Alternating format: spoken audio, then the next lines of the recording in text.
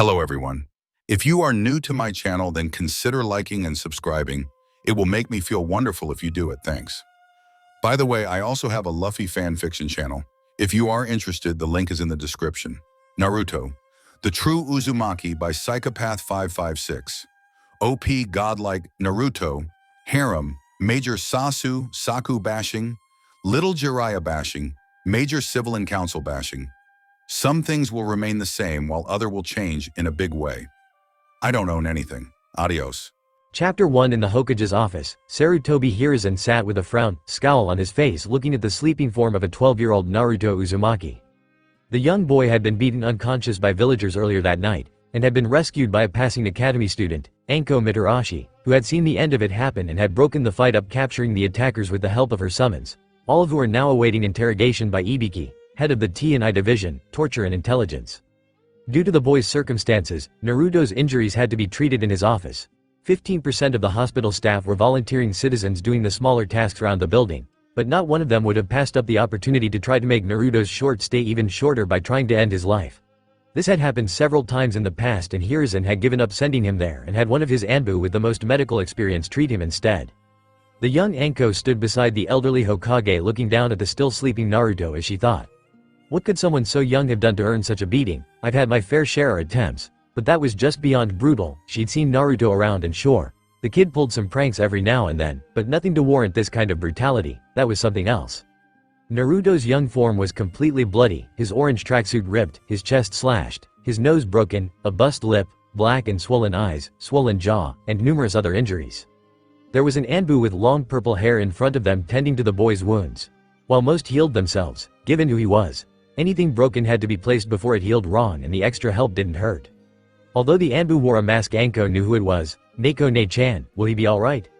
The masked anbu nodded. He'll be fine, Anko-chan. Naruto-kun always heals fast. Anko heard the always comment and she flinched. Exactly, how many times has he been beaten like this? She asked, not sure if she actually wanted an answer. He was so badly injured she didn't want to think about someone having to go through something like that multiple times. There was silence for a few minutes before Hiruzen spoke. He's here for treatment almost 3 times a week, if not more, and this is only the first this week. It's regrettable, but it's been like this for the whole of his young life. The statement shocked Anko to her core. What the hell, he's been beaten like this multiple times a week? But that just doesn't make sense. What possible reason could those bastards have for doing this to him? He's just a kid. Hiruzen scowled. Ignorant reasons. That's why. The villagers don't know what they're doing. They blame Naruto-kun for things, not of his own doing. So much so that he's even adopted to using a mask over the years to hide the pain. Most see him as a hyperactive happy boy who just wants to be noticed, when in reality it's just a mask he wears. Those pranks he pulls are all an act. I check up on Naruto-kun regularly. Most nights I do so with my crystal ball jutsu, only to find him crying his heart out into his pillow in bed in loneliness. It's the only time he drops his mask. Both Anbu and Anko were clenching their fists in anger. The Anbu scowled behind her mask. She knew the reason for this, as she had been briefed when joining Anbu about any threats to the village. The Kyuubi container was always a possible risk, but she couldn't speak of that outright due to the Sandame's laws. Anko snarled. What was out of his control to merit this kind of treatment? Hiruzen lowered his head. It's an S-class secret that no one is allowed to speak of under penalty of death, a law I passed. Anko tightened her fists. Forgive me for being so forthright, Hokage-sama, but that's just bullshit on so many levels. It looks like everyone in the village already knows about whatever it is, so what's the point in forbidding them to talk about it? So Naruto-kun and the others his age don't find out. I'm not sure how he'd react to the news, and it was the only way I could think of to give him a chance at a normal childhood, Hiruzen said sadly. Anko looked at the elderly Hokage in rage. So even he doesn't know why he's being attacked and beaten multiple times a week? That's just plain wrong. Hiruzen nodded. I know it is, but he will be told when he is ready. He starts the academy in a few weeks, so if he passes and becomes a genin at 16 and then chunin after, then I will reveal it to him. Anko slammed her hands on the Hokage's desk, trying to rein in her anger at what she was hearing. With all due respect, at the rate he is getting beaten, he won't make it to genin, screw chunin. And that's at least another 4 years of beatings, of not knowing why, even if he does make it to genin. Hiruzen sighed. Yugao, remove your mask. The Neko Anbu took off her mask and nodded. As Hiruzen set down his pipe, Yugao, what do you believe? I know you've been assigned to guard Naruto-kun at least once a week on the rotation, and there has never been an incident while you were on duty. Do you believe he is ready to know what we're talking about? Yugao nodded. I do. I believe that Naruto-kun has much more intelligence than he lets on. The level of sophistication in the traps he uses in his pranks show great planning and skill. as well as a sense of style and appreciation for his work. He is hiding a lot more than just his emotions. If trained properly, he will make a fine shinobi. I see no harm in telling him now. Hiruzen nodded as he lifted up his pipe for another drag before releasing it with a sigh. Very well then, I believe I know a way that this might just work out for the best, but we will wait until Naruto-kun wakes up to discuss further. I will tell him and you, Anko, why he has been targeted, and finally tell him and give him something that should make his life a little easier. Scene break. After a few more minutes, Naruto finally started to wake up, groaning, "Ow, that hurt. Where am I?" Hiruzen smiles hearing Naruto's voice. "In my office, Naruto. You were rescued and brought here for rest and safety by an academy student." Groaning, Naruto sat up, rubbing the back of his head with his eyes closed. "Ouch, thanks, Gigi. If you could tell that academy student I owe them one." Anko smirked hearing that, "And I'll collect on it," she voiced, looking at the blonde with a smirk. Hearing the voice, Naruto's eyes opened to see the girl that it came from. Damn, she was cute. He blinked a few times. "I take it you're the one who saved me?" Naruto asked, looking at the girl only 2 years his elder. "You got that right. Name's Anko Mitarashi, Gaki," she smirked. Naruto's eyebrow twitched. "Thanks for the save. Name's Naruto Uzumaki, not Gaki." Naruto spoke, emphasizing the "not" part. Anko smirked. "Whatever you say, Gaki," she grinned. Naruto's eye twitched again as he stood up. "Well, thanks for the breather, Gigi. I think I'll head home."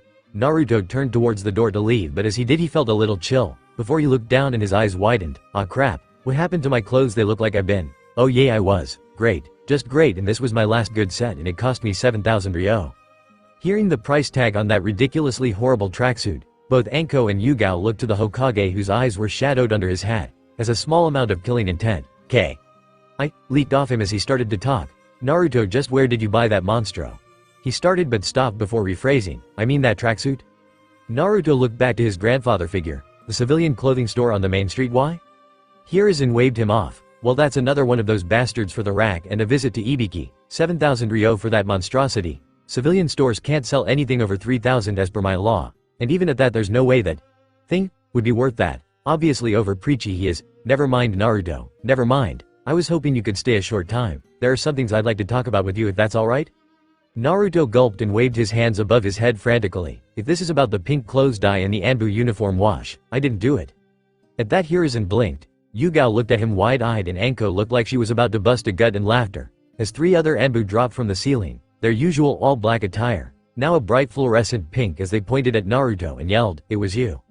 At that moment, Naruto and Anko couldn't hold their laughter as they fell to the ground, clutching their guts, laughing at the sight of the 3 bright pink anbu. Yugao looked to be just about holding her own laughter back. Luckily for her, she always washed her uniform at home and not at HQ, which begged the question. Just how did Naruto get into the most heavily guarded place in the whole village to pull his prank? While wearing a bright, kill me now, orange tracksuit? Hiruzen hid his laughter behind a small sigh, all the while thinking, just like Kushina, always pranking, before clearing his throats, making the anbu salute before returning to their posts, grumbling. Hiruzen smiled. "No, Naruto-kun, it isn't about that. It's just that I believe it's time I told you a few things that I have been keeping secret from you." The young Naruto blinked. "You've been hiding things from me, Gigi?" Naruto asked in a hurt tone. Hiruzen nodded sadly. "Not because I wanted to, Naruto-kun. It's that it was necessary for your safety at the time, and on some level, I wasn't sure how you would take it. But I think you're ready to know now. Please take a seat." Hiruzen gestured in a kind tone. Naruto nodded his head in understanding and walked over to the chair in front of the Hokage's desk and sat down. Hiruzen nodded as Anko and Yugao took their seats also. Hiruzen looked to Naruto. "Naruto, my boy, before we can begin, there is one thing I would like to ask you to do." Naruto blinked. "What is it, Gigi?" he asked with a big grin.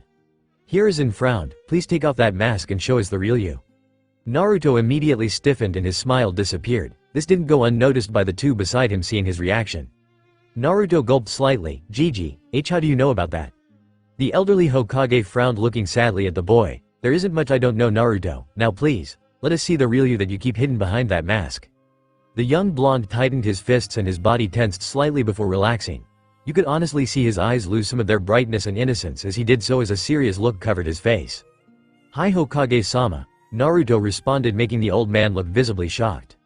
Naruto never called him that. He had always called him Gigi, or Hokage Gigi. Hearing the formal name and in such a tone took him back for a second, and he frowned. "Naruto, is this the real you?" Hiruzen asked sadly. Naruto nodded. "Hi, Hokage-sama. It is." Hiruzen's fists tightened a bit in anger, seeing his unofficial grandson this serious and hearing such a tone from him at such an age. "What has this village done to you, Naruto?" Naruto, you can dispense with the formal titles. They aren't required at this moment, especially with what I'm going to tell you, Hiruzen said in a sad tone, desperately hoping to see some resemblance of the boy he had watched day by day happily go about pranking and not letting the looks the villagers gave him get to him. No, not even a flicker, just a nod, hi, was all he got. Clenching his fists tighter for a second before finally giving up and releasing them with a sigh. Very well then, let's get down to business. It's time I told you about. He was about to continue when Naruto spoke. Excuse me for interrupting, but I do believe we're not alone, Naruto said as he looked over to the bookcase. This got the attention from the other occupants of the room. Hiruzen narrowed his eyes. What do you mean, Naruto-kun? Assuming that you only have 3 anbu in this room, all in pink I might add, there is another one hidden in the bookshelf watching us right now. Naruto reported, making the other 3 anbu drop from the ceiling around the bookcase, weapons drawn. When suddenly, a black figure burst from behind the bookcase and tried to make an escape, only to be restrained by the other anbu. Lifting the man up, he wore a white animal mask like anbu, but on the forehead was the kanji for nei, gen.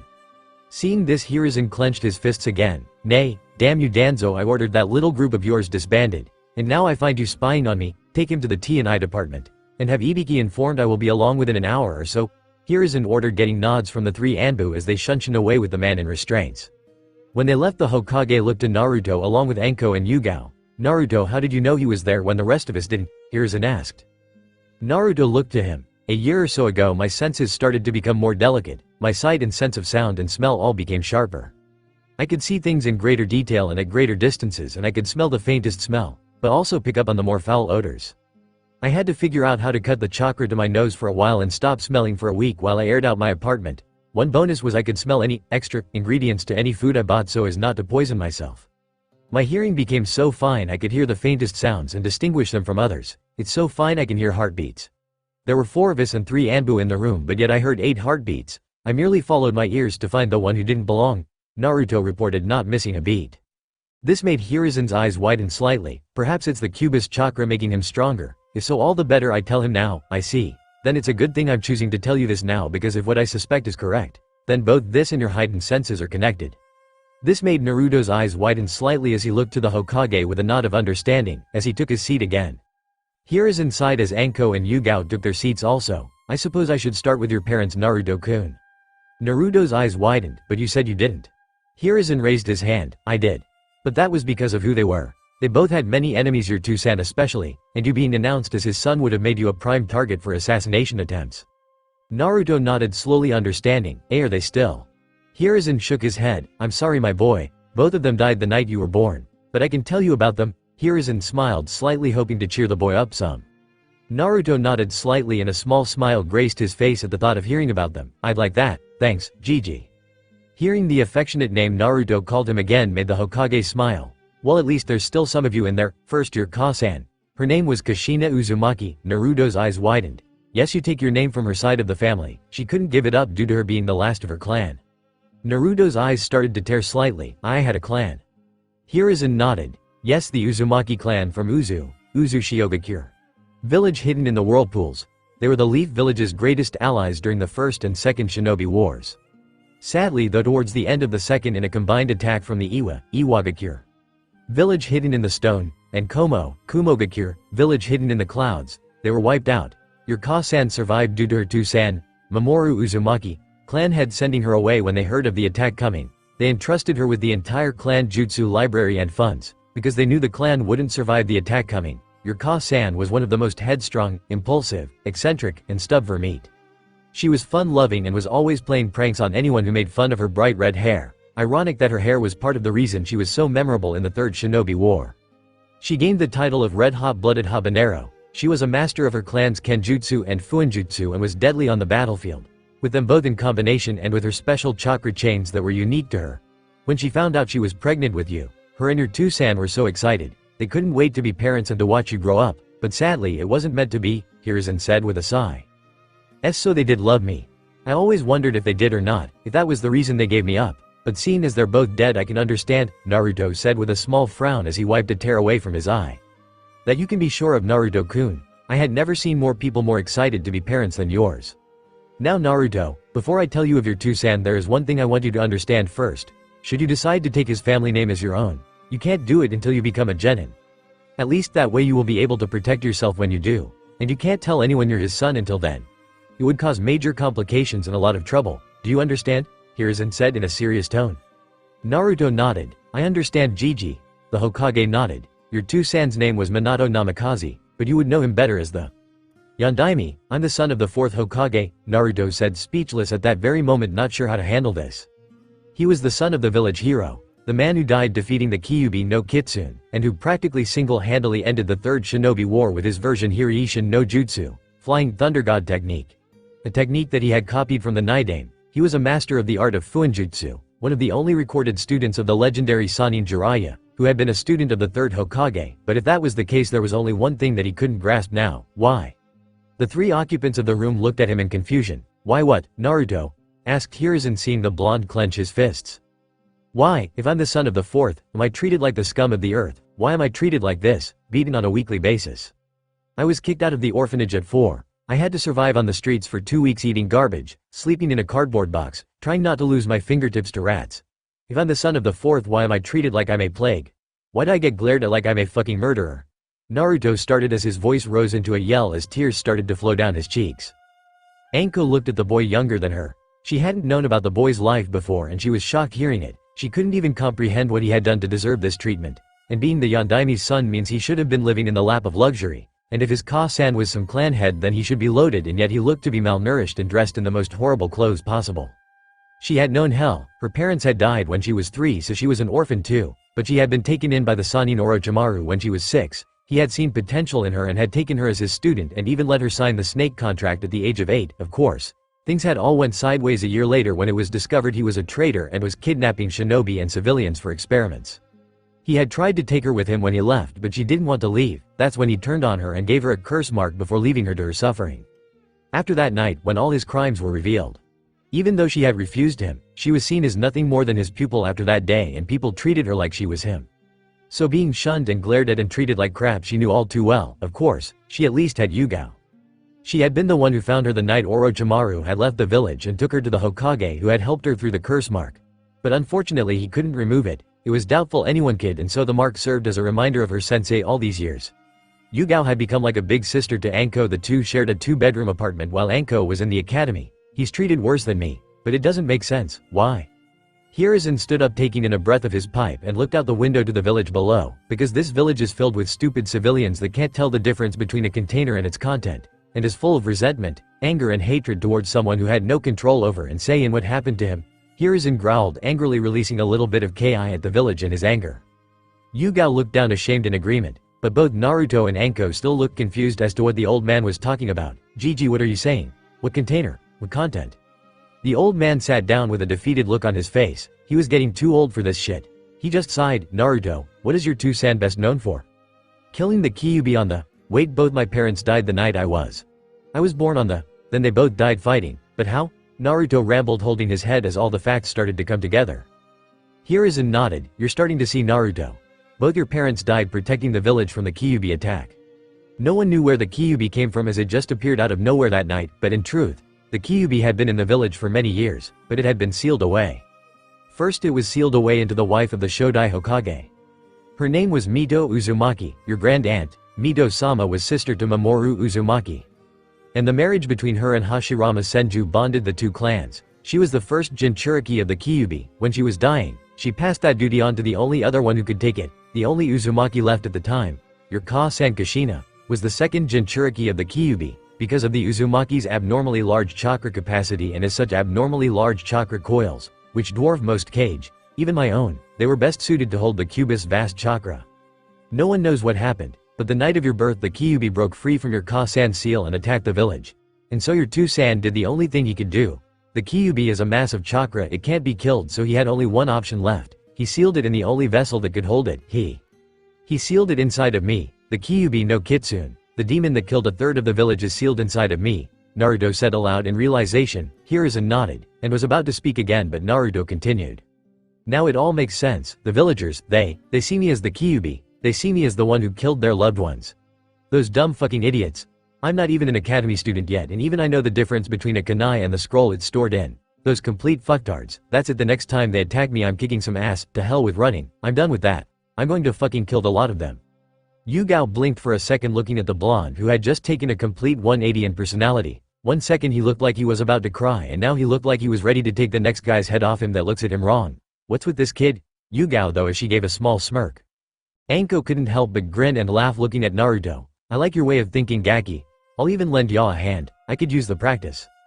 Hiruzen sighed hearing this. I pity the next ones who try anything with these two teamed up. I can just feel a headache coming on from the council screaming. And that Haruno woman screams shattered glass. I think she's part banshee. Hiruzen too do start the academy in 3 weeks Naruto, and when you become a shinobi of the village there are laws preventing the civilians from touching you, giving you right to use lethal force. Not that I would condone such things but it's food for thought, Hiruzen said with a smirk of his own. Both Anko and Naruto started grinning like mad remembering that, and both Yugao and Hiruzen had the same thoughts. Kami-sama helped the village when these two team up. Hiruzen cleared his throat. Naruto-kun, you also have an inheritance that your parents left you. Sadly their house was destroyed in the Kyuubi attack, but with your two-san and ka-san being masters of fuinjutsu had a backup plan that if the house was destroyed, all objects in the house marked with a seal were transferred into a sealing scroll in this office. They also gave me control over both the namikaze and Uzumaki banking accounts should anything happen to them. I've been using some of the money to support you anytime you ask for an advance or increase, due to other matters not making it possible, but it hasn't even made a dent seeing as the Uzumaki were, to be blunt, filthy rich from their work, and as per the arrangement in your parents' will, 5% of the funds are available to you until your genin when the rest will be available to you. Naruto nodded. Thanks, Gigi, good to know I've got cash to burn seeing as how the shops charge me triple the legal asking price. Hiruzen blinked. You knew? Naruto nodded. Of course I did. I'm not as dumb as I look wearing this monstrosity Gigi. It was all the mask I was wearing. That, and it's all clothes the shops would sell me. Hiruzen nodded visibly angry. I see, well I'll see what I can do about that. Do you have clothes to wear now Naruto? Naruto shook his head. No, this was my last tracksuit. I had 4 pairs, but they've all ended up like this one or worse. I see, well we'll just have to get you some new clothes tomorrow. For now, Hiruzen snapped his fingers and an anbu in pink appeared, holding a black shirt, making Anko and Naruto giggle again, as the anbu tossed the shirt at Naruto before disappearing. The shirt was a few sizes too big but he just pulled off his old one. Much to Anko's shock, he wasn't malnourished, he was actually well-toned with no fat on him whatsoever. He was well built for that of a 12-year-old. As he pulled on the new shirt and tucked it in he got a blinking response from Anko. Damn it Gaki. How did you get so ripped? And you're only 12? Anko said licking her lips. Naruto shrugged. I'm planning to be a shinobi, so I have to be in shape. When I knew I was going to the academy, I planned to take the mask off and show everyone what I was really like. Now hearing all this, I plan to kick butt even more. Hiruzen smiled hearing that. Well if that's the case Naruto, I think I have just the things to get you started, he said as he got up and walked over to a safe opening it and pulling out a scroll. Walking back to his desk he opened it revealing a storage seal array. Channeling chakra into it there were a series of puffs of smoke. As it cleared it showed a few things. One was another scroll, 2 letters and the final was a small box about the size of a loaf of bread. Hiruzen lifted up the 2 letters and handed them to Naruto. Your parents gave me these to give to you when I finally told you about them. I'm sure you'll want to read them in private, but come see me if you have any questions. Naruto looked at the letters for a few moments and then smiled. Thanks, Gigi. Hiruzen nodded before handing him the scroll, and this is the instructions on how to perform the Kage Bunshin, Shadow Clone. No Jutsu, Kushina was never able to perform the regular Bunshin, Clone, Jutsu because of her massive amounts of chakra. As an Uzumaki, it's impossible for someone so young to perform it, so the Kage Bunshin will be your version of it. Your Ka-san left you her notes on it in the scroll as well, I hope it helps. Naruto smiled. I'm sure it will Gigi, I'll start learning it tomorrow after I get some new clothes. Hiruzen nodded, and finally, I have this for you, Hiruzen said as he pushed the box forward opening it up as the front pulled away showing a collection of blank scrolls and paper with 5 ink bottles, brushes and a scroll labeled Fuinjutsu Book 1. Beginner 1. Naruto blinked at it and then looked to Hiruzen. If you're anything like your parents, you'll be a genius at Fuinjutsu like both of them. Your Ka-san was a master of your clan's Fuinjutsu style, and she taught your two-san everything she knew. It was because of your mother's teaching that your two-san was able to create his own version of the Nidaim's Hiraishin if you do decide to pick it up then. Naruto smiled. That's perfect Gigi. I was planning in the future to actually study Fuinjutsu later on at the academy, but if I can start it early, then that would be great. Hiruzen frowned. Actually Naruto, Fuinjutsu isn't taught at the academy.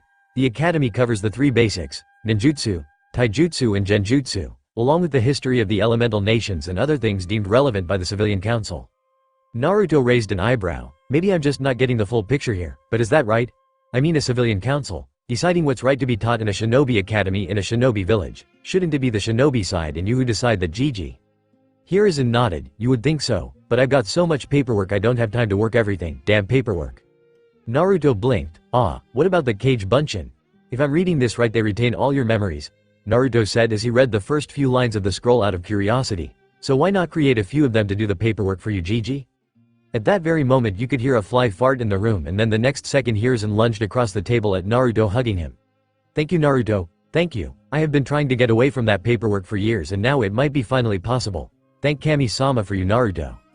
Both Anko and Yugao looked at the scene, sweat dropping, and the next second Hiruzen was back on his feet coughing. That incident is now classified SSS class. Talking about it means immediate death, am I clear? He said in a serious voice. But all three just burst out laughing. That's a good one, Gigi. Hiruzen sighed, walking back to his desk. Now Naruto, I think it would be best that you moved apartments. Seeing as how your other one is so run down, I will begin looking for a new place for you to stay tomorrow, while we go clothes shopping for you. Yugao interrupted then. Excuse me, Hokage-sama. I believe I may have a place that could accommodate Naruto-kun here. There is an apartment in the complex where myself and Anko live just next door. The rent is 750 ryo a month, and it is spacious enough for a boy of his age. Naruto smiled. That sounds perfect. That's 3 times cheaper than what I'm currently paying for rent, so I'm already sold. The Hokage looked at Naruto. Naruto, what do you mean? Our rent is only 450 ryo a month and it comes out of the treasury as you're an orphan? Naruto just slapped his own forehead. How didn't I get that? Damn stupid landlord's been charging me 2500 ryo every month out of my own pocket. Hiruzen clenched his fists, finally having enough of this, before snapping his fingers, making an anbu appear who wasn't in pink. Arrest the landlord for crimes of tax evasion and cheating the treasury. Take him to Ibiki and inform the scum all assets of his are seized. And he is stripped of his citizenship and all his assets transferred under the name Naruto Uzumaki. Mark them as reparations for crimes against himself. The anbu nodded before disappearing. Hiruzen nodded and looked to Naruto. Congratulations, Naruto, you are now a property owner. Everyone's sweat dropped and Naruto shrugged. Well, I can just knock it all down and sell off the land. The place is a Hokage nodded, and then spoke. Right, shall we go and see this apartment then, Naruto? I'll have you put on the lease by night's end. Naruto grinned. Sounds good to me. With a smile, all 4 of them started walking off to go see Naruto's new apartment. With one thing was certain, things were going to change a lot. Chapter 2. Naruto opens his eyes and blinks, looking up at the unfamiliar ceiling. Where the hell am? Oh yay, my new apartment. The blonde stood up and rolled up the futon he had been using the night previously that the Hokage had sent one of his anbu for until they got Naruto his furniture later that day. Naruto looked over to the side of his room to see the chest, scroll, and letters the Hokage had given him. Deciding now was as good a time as any to read the letters, he picked them up and slid down the wall and opened the first of the letters. It was a woman's handwriting. Dear Naruto-kun, if you are reading this, then the worst has come to pass and I and your two-san are no longer alive.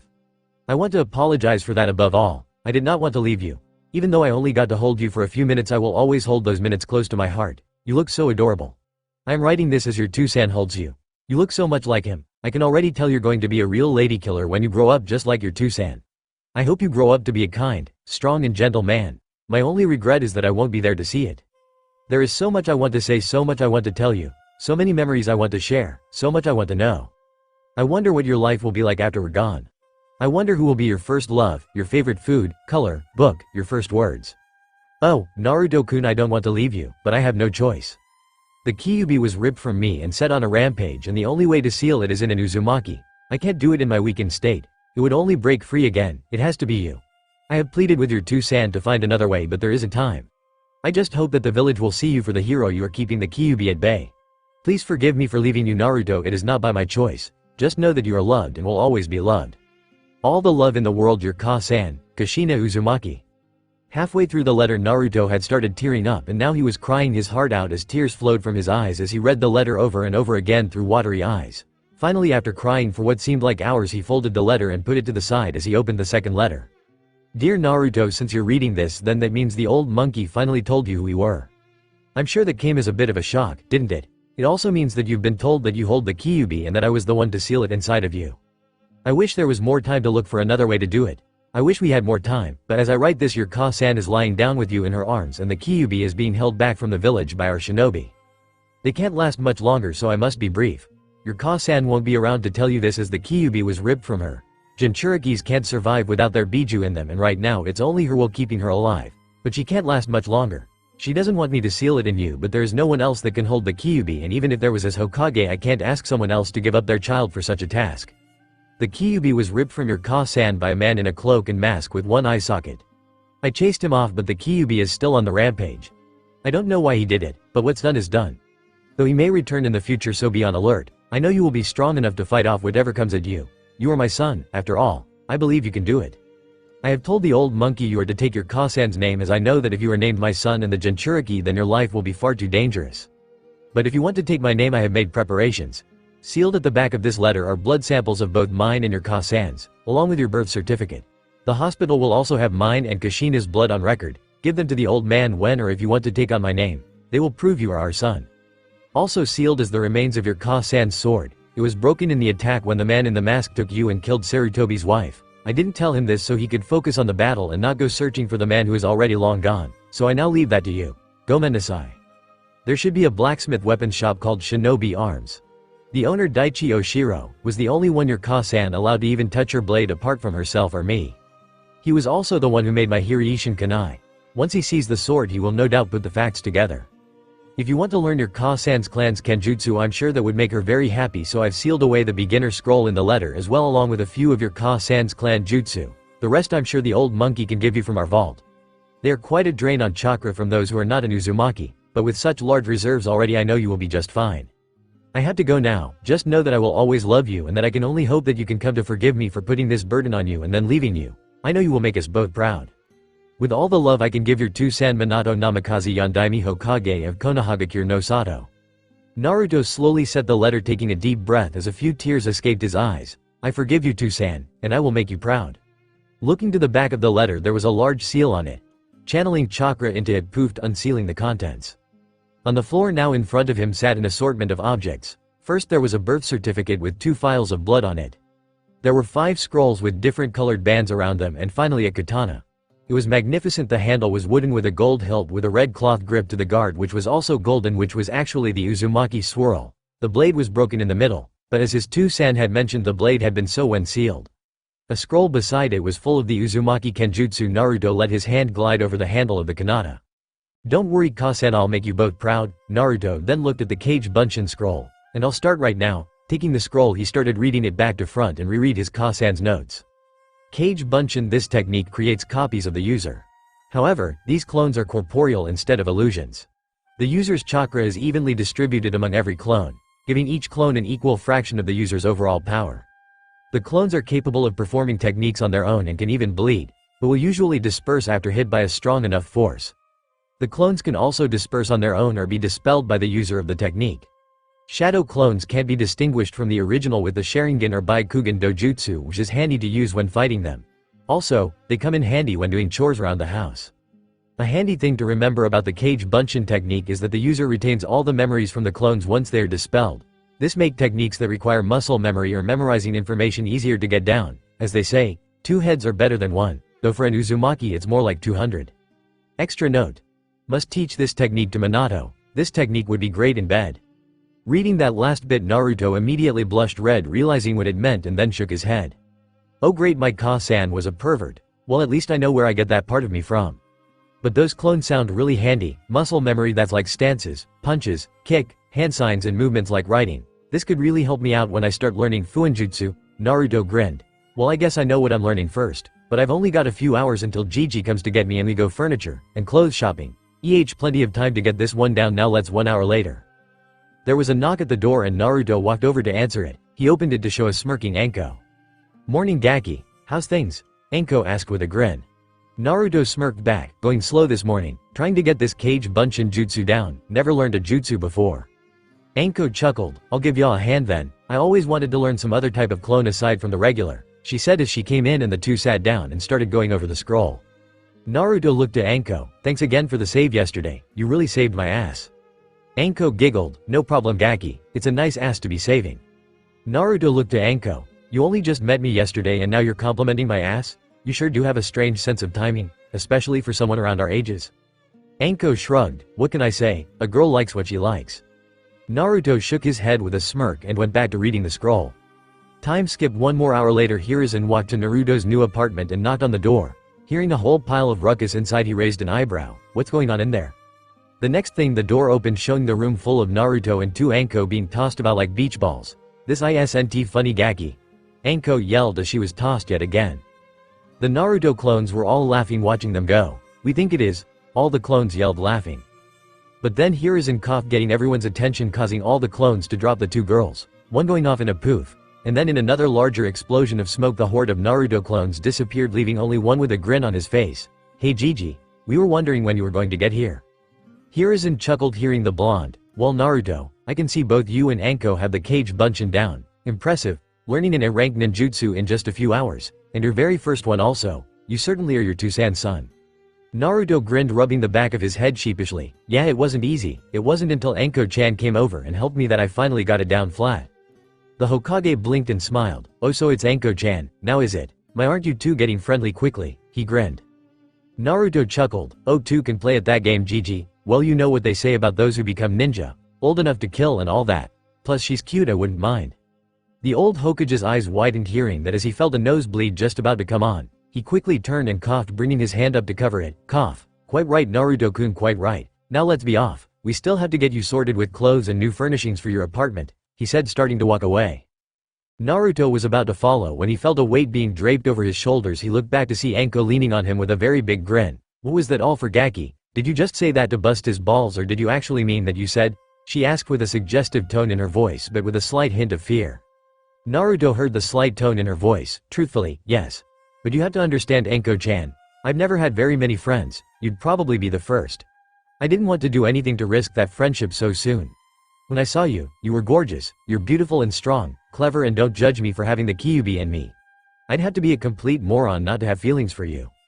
Anko was taken back by that. Here was this boy she had only just met the other day, complimenting her like that, calling her beautiful and telling her he has feelings for her. For some reason it made her feel nice. She smiled, not seductively, not sadistically, but happily.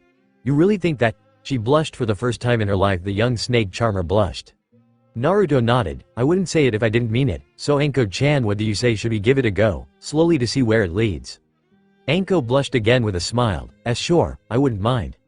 Naruto smiled, holding out his hand. She slowly took it and they began to walk forward to the door. Anko looked at Naruto, who had a slight smile on his lips. It made her smile. "You know Naruto-kun, you're my first real friend too." Naruto looked to her, sad, hearing that. "I'm sorry to hear that." Anko nodded softly. "It was because of my first sensei. When I was 7 years old, I was taken under his wing. He trained me. But when I was 9, he was branded a traitor for crimes against the village. He left and tried to take me with him, but I refused to go. It's because of him that I'm looked at as if I was the traitor, as if I'm him." Naruto stopped, hearing that. Anko's heart hitched. What if he thought of her the same way? What if he was just like all the others? What if? Her thoughts were halted when Naruto wrapped his arms around her and held her in a hug. "I'm sorry," he said softly, and he hugged her, making Anko's eyes widen. "What did he have to be sorry for? I'm sorry you had to go through all the pain you have. I'm sorry we couldn't have been friends sooner, but I swear I will not let anyone hurt you again."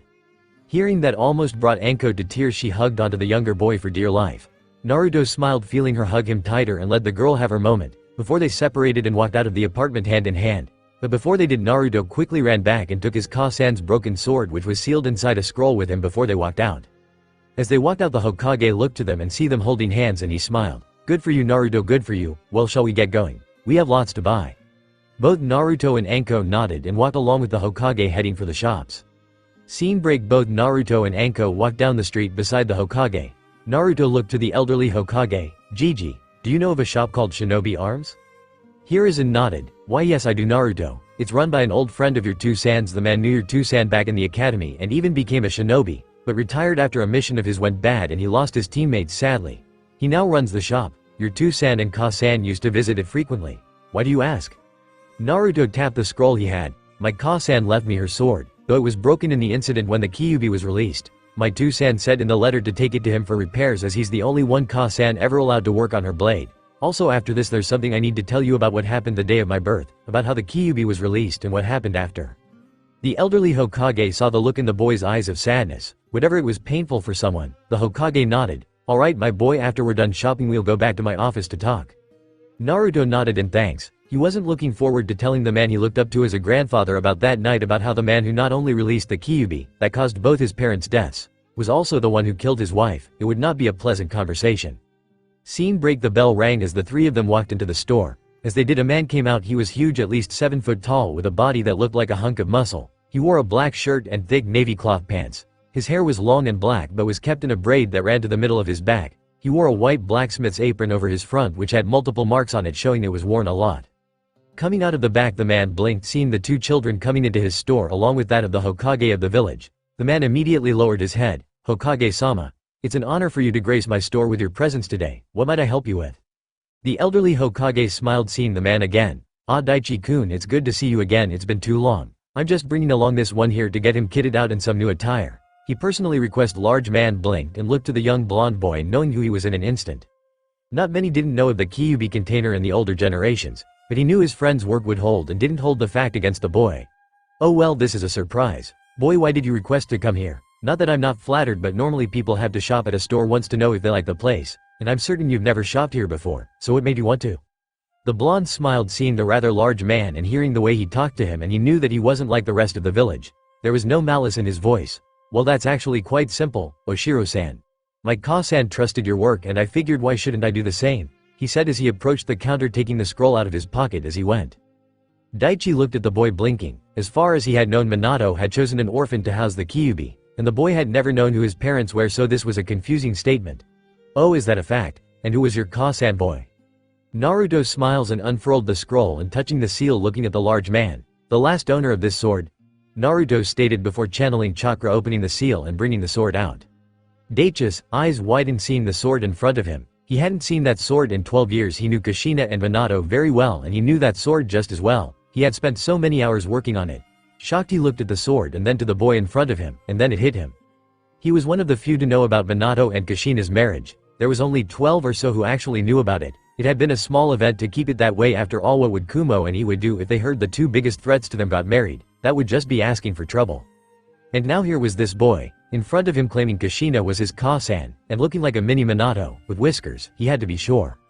He looked to the Hokage for confirmation to get a sad nod, making the man's eyes widen more as he looked back to the boy in front of him. "Well, I'll be damned. Minato, you sly dog," he said before bursting into a hearty laugh. He pulled one over on the whole village from beyond the grave. "I swear I did not see that one coming. Uzumaki-san. Your parents were my best friends back in the academy. You are always welcome in my store," he said with a big smile. Naruto grinned back at him. "Thank you, Oshiro-san." Daichi waved his hand in front of him, gesturing no. "Enough of the formalities. Call me Daichi. The son of my best friend, has that right?" Naruto nodded. Daichi ran his hand over the blade and smiled. "The red maelstrom. That's what your Ka-san named her blade. It was the last blade to be made from Uzu. They had this technique in forging their metals that made them stronger than most, and when Uzumaki chakra runs through it, that is where it really shines. Have you held it yet?" Naruto shook his head. "No, I was waiting until it was repaired, and that's why I'm here. My two-san said in his letter to me that you were the only one my Ka-san trusted to work on her blade." "That I was," he said as he lifted the broken katana up, looking at the break. "It's repairable, but it's going to take a few weeks. Uzumaki blades takes months to form. The metal is steeped in pure Uzumaki chakra. You two-san came up with a way to repair the blade using seals replicating the Uzumaki chakra for just the purpose. I'll pull them out and start working on it tonight." He then turned the handle towards Naruto. "Here, channel your chakra through the blade and see what made Uzumaki steel so special." Naruto took the blade in his hand and focused, channeling his chakra through the blade as told. He opened his eyes to see the metal was actually glowing red with his chakra in it. Cool. Very. Uzumaki blades are meant to only be wielded by an Uzumaki. Now that you've wielded it, it's bound to you. It won't let anyone but you or those you allow to wield it. Should they try, the blade will increase in weight, making it impossible to lift, along with giving the fool who tried to wield it nasty chakra burns. So Naruto-san, will Konoha be getting a new red death in the future, or rather yellow death? Naruto looked confused for a second until the Hokage spoke up. "That was your Ka-san other nickname given during the war. She was known as the Red Death because of her swordsmanship and her red hair. That and the trail of bodies she left between here and Kumo. The woman was a master with a blade with no equal," Daichi said with a smirk. Anko whistled. "The more I hear about your Ka-sama, Naruto-kun, the more I'm starting to like her more and more. She sounds like she was a total badass." Naruto grinned. "Yay, and yes, hopefully in the future it will. I'm planning to learn my Ka-san's kenjutsu, and take after my two-san in fuinjutsu. I plan on making them both proud." That brought a smile to the Hokage's face. "You already have Naruto-kun more than you know." Daichi nodded. "Well, now that that's out of the way, let's get you kitted out. Any specific style you're looking for?" Naruto smiled. "Yay, I've got a few idea. Time skip." After about 3 hours of pulling clothes, with Anko adding her own commentary and saying he should add a trench coat to it all, Naruto finally had his outfit. Steel-toes shinobi boots, black, with chakra metal caps for extra strength and durability. Black anbu combat trousers made of a thick and durable fabric, with pockets on both the shins and thighs for kunai and other equipment. A black mesh shirt with red rims around the arms, neck, and waist, with red chakra bandages around his midsection. Black fingerless anbu gloves with metal backplates, and taking Anko's advice a black shinobi trench coat with chakra metal shoulder pads, and on the back had the kanji for Night Demon, Diju Gui, down the back in deep red, with the Uzumaki clan mark right above it. When the Hokage asked him why he had that put on it, Naruto simply shrugged saying, "That's what the rest of the village see me as. May as well tell them if they try anything now, they're screwed." Anko chuckled, with a rather sadistic grin, "I like it." Daichi nodded, "Your 2-san designed some seals that will make that coat last you. I already took the liberty of applying them to the one you're wearing and to the 2 others in your order. They're for durability and fit. They make the coat grow with your body. Should you suddenly take a growth spurt, the coat will grow with you. How do you think some of the Akamichi use their expansion jutsu without tearing their clothes off them? Your 2-san designed it for them. Before that they had to always wear chakra cloth to allow it to grow with them. But your 2-san fixed all that, and with the durability seal it's as though it's high-grade body armor. It won't burn or rip without some major firepower behind the attack, so unless you're fighting a cage-level shinobi I don't think you'll be needing any more soon." Naruto grinned, "Thanks. Oh, and do you sell training weapons here?" Daichi nodded, "Yes we do. What were you looking for? A bakken for training while your Ka-san's blade is in for repair?" Naruto nodded, "Yay, and about 300 of them if you don't mind." Daichi and the Hokage blinked. "Why so many, Naruto-san? Are you worried about the quality?" "Yes, Naruto-kun, you could just buy maybe 3 now, and if you need more in a few years come back," reasoned Hiruzen. Naruto shook his head. "No, I'm not worried about the quality, Daichi-san, and I don't think 3 would do with the way I plan on training Gigi. If what my Ka-san wrote down on the Kage Bunshin scroll is correct, I should be able to use them to get the stances down on the Kenjutsu style with them and then put them to work sparring after in order to train, and I'd still get the experience and muscle memory." The Hokage nodded, "I see, just be careful with that, Naruto. You could damage your mind creating so many clones like that. Could hurt. Dispel them in groups of about 10 or so when you do use that method so as not to hurt yourself." Naruto nodded, and looked to Daichi. "Very well, Naruto-san, I will go and get your bakkens. I'll have them in a storage scroll at the front counter with the rest of your order. Anything else?" Naruto nodded, "Yes, about 5,000 kunai, shuriken and senbon needles, 20 large scrolls of seal paper, 500 liters of ink, and 500 fuinjutsu brushes and ink jars. Handwriting and throwing are also about muscle memory. I'm going to be blitzing my training when I get home. I want to get through as much as I can before I start the academy in 3 weeks." Daichi nodded again. "Alright, then I'll have the supplies in scrolls by the front desk, before turning and leaving to the back." Hiruzen nodded, hearing Naruto's plans. "Naruto-kun, if you want I could, after our meeting, write you up a training schedule to help you train for the next few weeks. I'd also recommend you send some clones to the library to read up on survival guides to pick up other skills like hunting and fishing, and reading up on history, law, politics, and other villages might help also. We could factor all that in also if you'd like. I could also assign you a Kenjutsu instructor to help you with your stances and assess your skills as you progress. I think I have a pair in mind just for that job." Naruto smirked, "That would be great, Gigi. I can use all the help I can get, though the librarian doesn't like me. Much like the rest of the village." Naruto finished rolling his eyes. The Hokage waved him off. "No need to worry about it, Naruto-kun, I'll see to it that you can come and go as you please," Hiruzen said as they walked to the counter again. Daichi came out of the back with a number of ladled scrolls. "Here's everything, Naruto-san. I even threw in about 50 practice dummies into another scroll for practicing on free of charge for the amount you just bought," he smiled. Naruto grinned, "Thanks, I'll definitely be making use out of them. So how much does all of that come to?" "The 5 sets of outfits come to 35,000 a set. The 3 coats with seals 5,000 apiece, the 300 bakkens at 500 per, the shuriken at 150 per, kunai at 175 per and senbon at 125 per. Then the large scrolls of sealing paper at 15,000 apiece and then the ink at 2,000 a liter. Then the brushes and jars as 100 per set. Brings the total to 3,040,000 ryo, yen," Daichi said, running up the numbers. "And for those of you that are curious as to the full prices, that's 175,000 for the outfits, 15,000 for the coats, 150,000 for the bakken, 750,000 for the shuriken, 875,000 for the kunai, 625,000 for the senbon, 300,000 for the seal paper, 100,000 for the ink, and 50,000 for the brushes and ink jars, and in UK pounds that would be 16,344 pounds and 25 pence, or in US dollars $24,675.92. Anko blinked at the price thinking, "Holy shit, that's a lot of dango." Naruto looked to the third Hokage, who smiled as he handed Naruto the card for his account. Naruto swiped it and the man nodded. Naruto then gestured Gigi to lean down.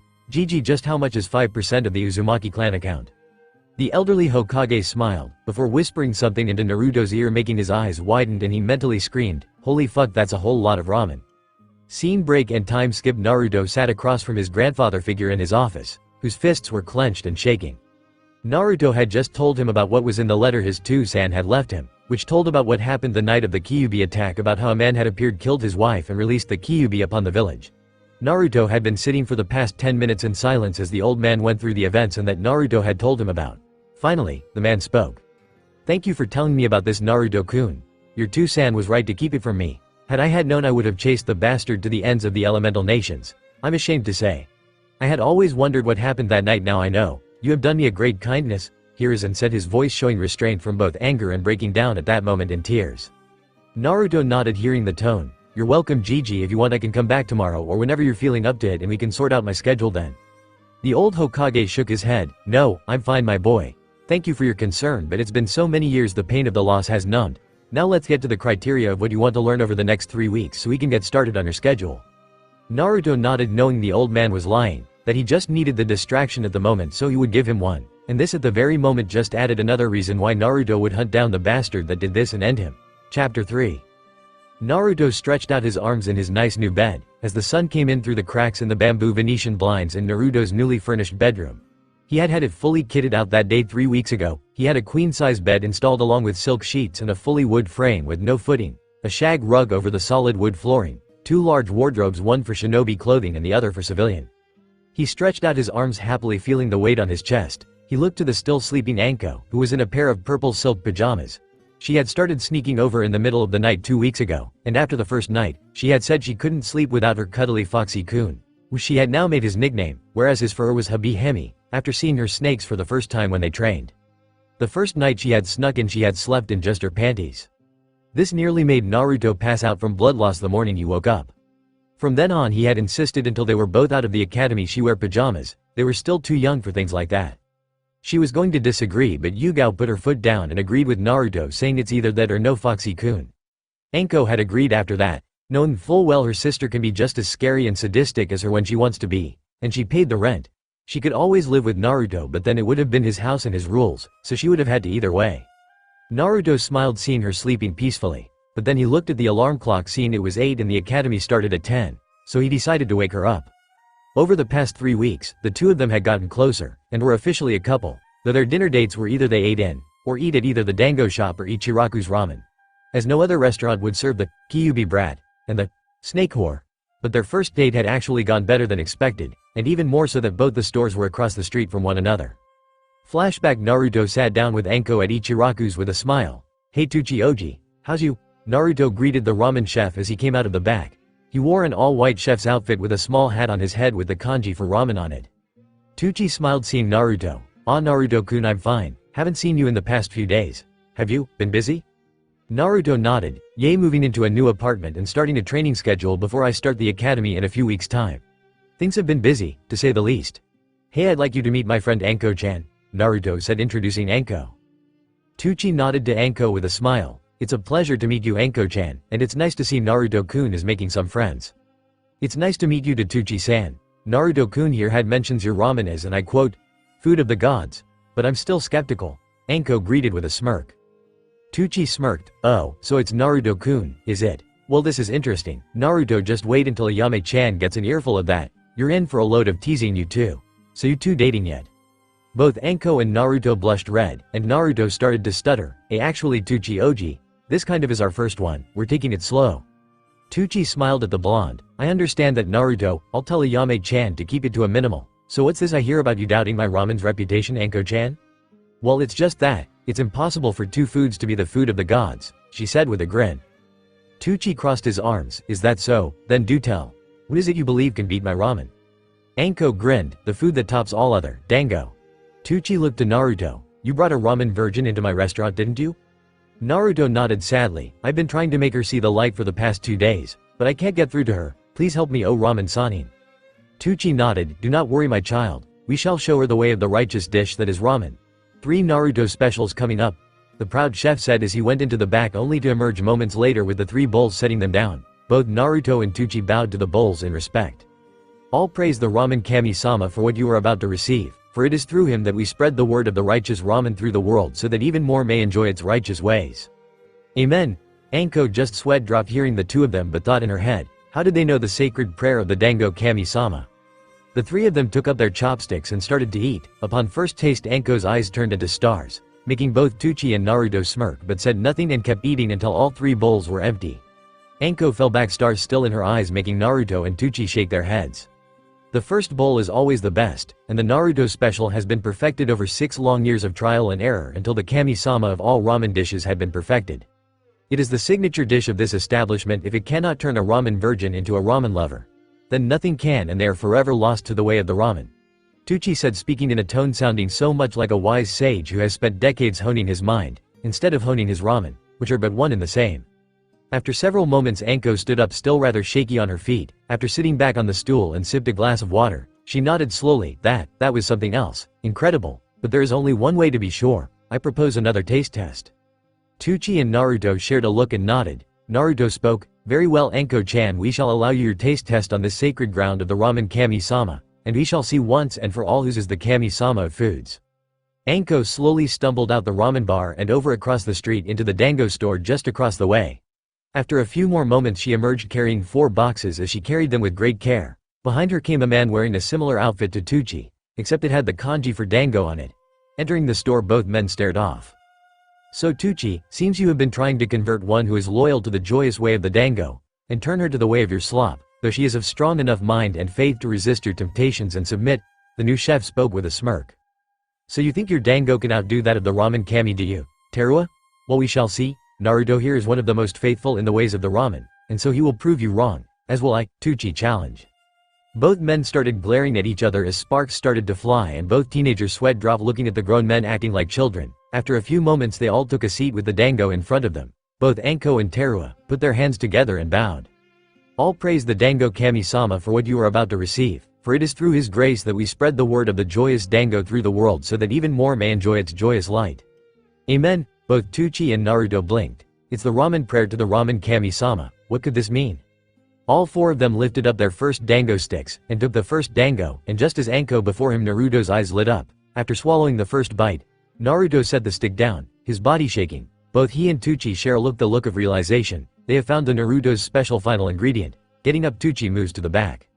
Teruya is smirking. What's wrong? Can't handle the joyous experience that is my dango?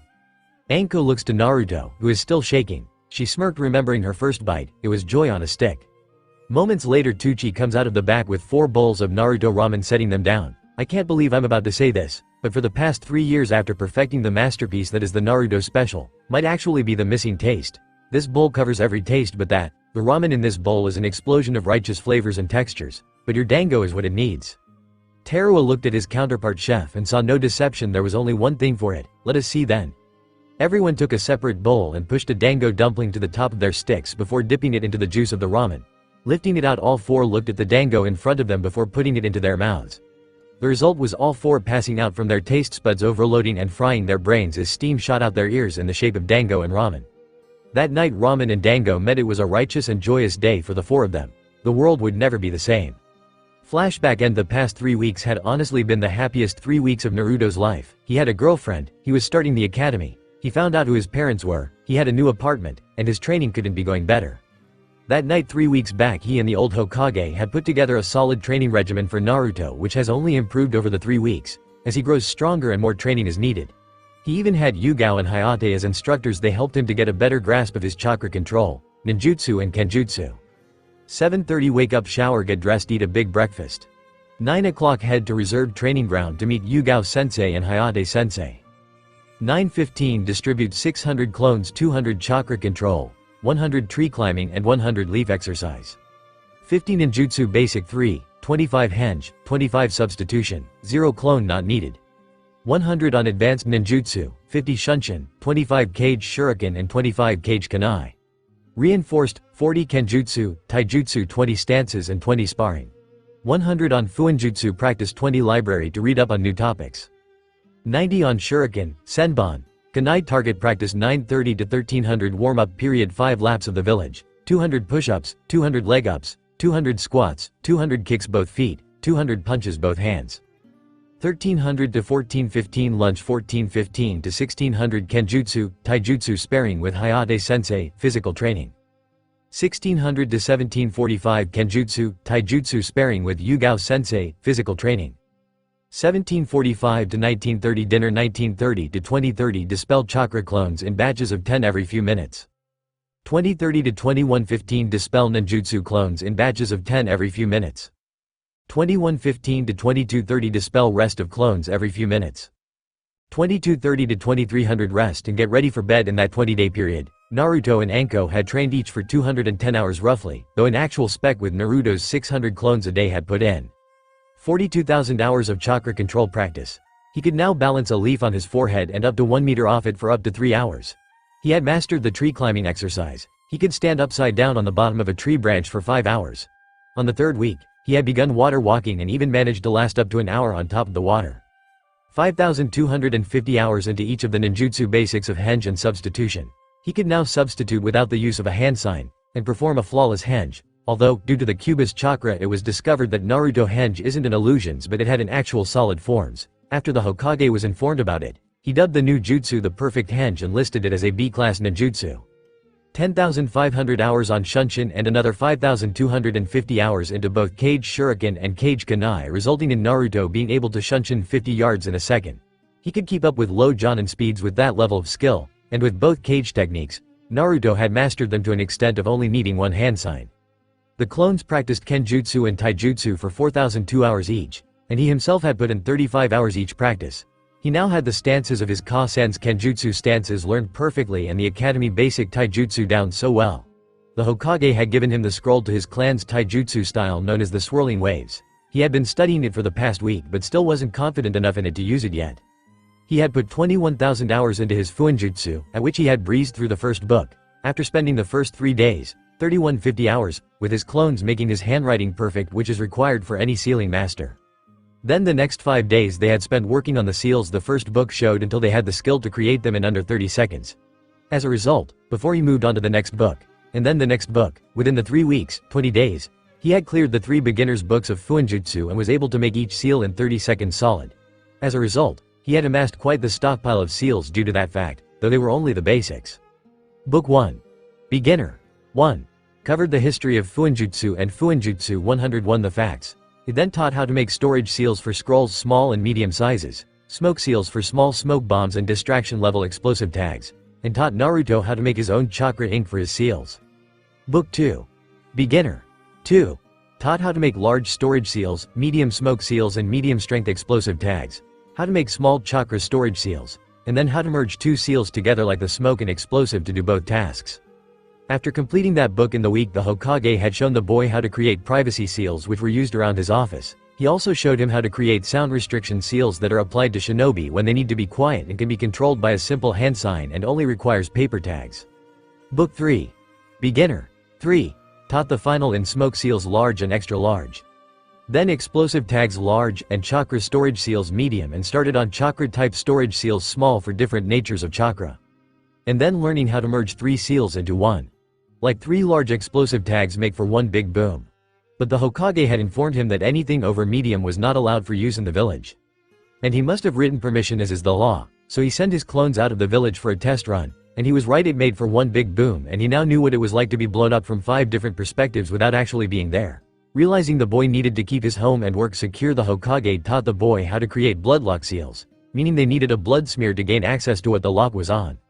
But the kicker to getting the last beginner's book was it came with instructions on how to apply restriction and weight seals, which he learned how to do after he requested the Hokage to apply them to him for his 3rd week of training. He now had 50 pounds on each limb, and another 100 pounds on his chest with a level 2 restriction seal on his back, which he released every 2 days for an hour to get used to the feeling. In the beginning, it was 20 pounds on each limb and 40 pounds on the chest at level 1, but in that week his body had adjusted in 3 days and he added to them, now carrying 300 pounds and with the increase of a level 2 restriction seal on his chest, which gives the feeling of pushing through heavy water, helping his muscles to grow more.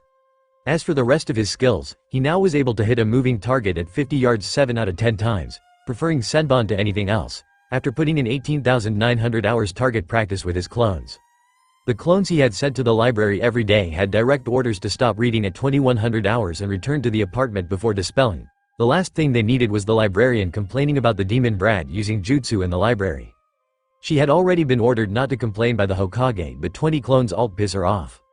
In the 20 days each clone had read a book a day, meaning in 20 days he had read over 400 books. And had built up quite the mass of knowledge from reading them, from everything from battle tactics, to history of the elemental nations and the shinobi wars, to learning the basics of how to hunt and fish and live in the wilderness, and also how to grow his own fruit and vegetables. Learning the natural geography of the land of fire, and then, as the Hokage suggested, learn of the politics and laws of the village, and how to get around them. After finishing those books in the first 2 weeks, he then started to read books on more standard skill sets like carpentry, plumbing, electric wiring, carpet fitting, boiler repair, roofing, cleaning, general handyman things, and then how to manage a business and all the necessary books on running a hotel or apartment lot. He had decided while he was either at the academy or training, he would be having his clones fix up his old apartment building completely renovated, and before renting the rooms for either nights or long-term leases, he needed to find some way to keep money flowing. He may have been filthy rich, but he wanted a business, and he didn't want to just skate by on his clan's money like the Uchiha boy, who had everything laid at his feet. He swore he wouldn't be like that. 2 days left in his training, he had started to learn the first of his clan's jutsu. He had decided to go with the fire-style jutsu, as he wanted something with a little kick to it. Neither Yugao-sensei or Hayate-sensei had enough chakra to do it, and their attempts could only produce a smaller version of the attack. But when Naruto did it, the attack was ferocious. The technique was called Uzumaki Kaden, Kasai Hakushu, Uzumaki Fire Release, Fire Clap. Building up mass amounts of fire chakra into your hands and then bringing them together in a clap, causing a fiery explosion in front of the user like a Merlin 1D rocket engine that burned for over 20 seconds. The result was so great it incinerated a 30-meter long 4-5 degree arc in front of Naruto. Lucky the Hokage had wanted to witness the jutsu's first attempt, so he set up a barrier around the training field in case something should go wrong. After the jutsu's first attempt, Naruto's hands had third-degree burns from not using enough chakra for protection from the fire. But the Cubist chakra had healed him 5 minutes later.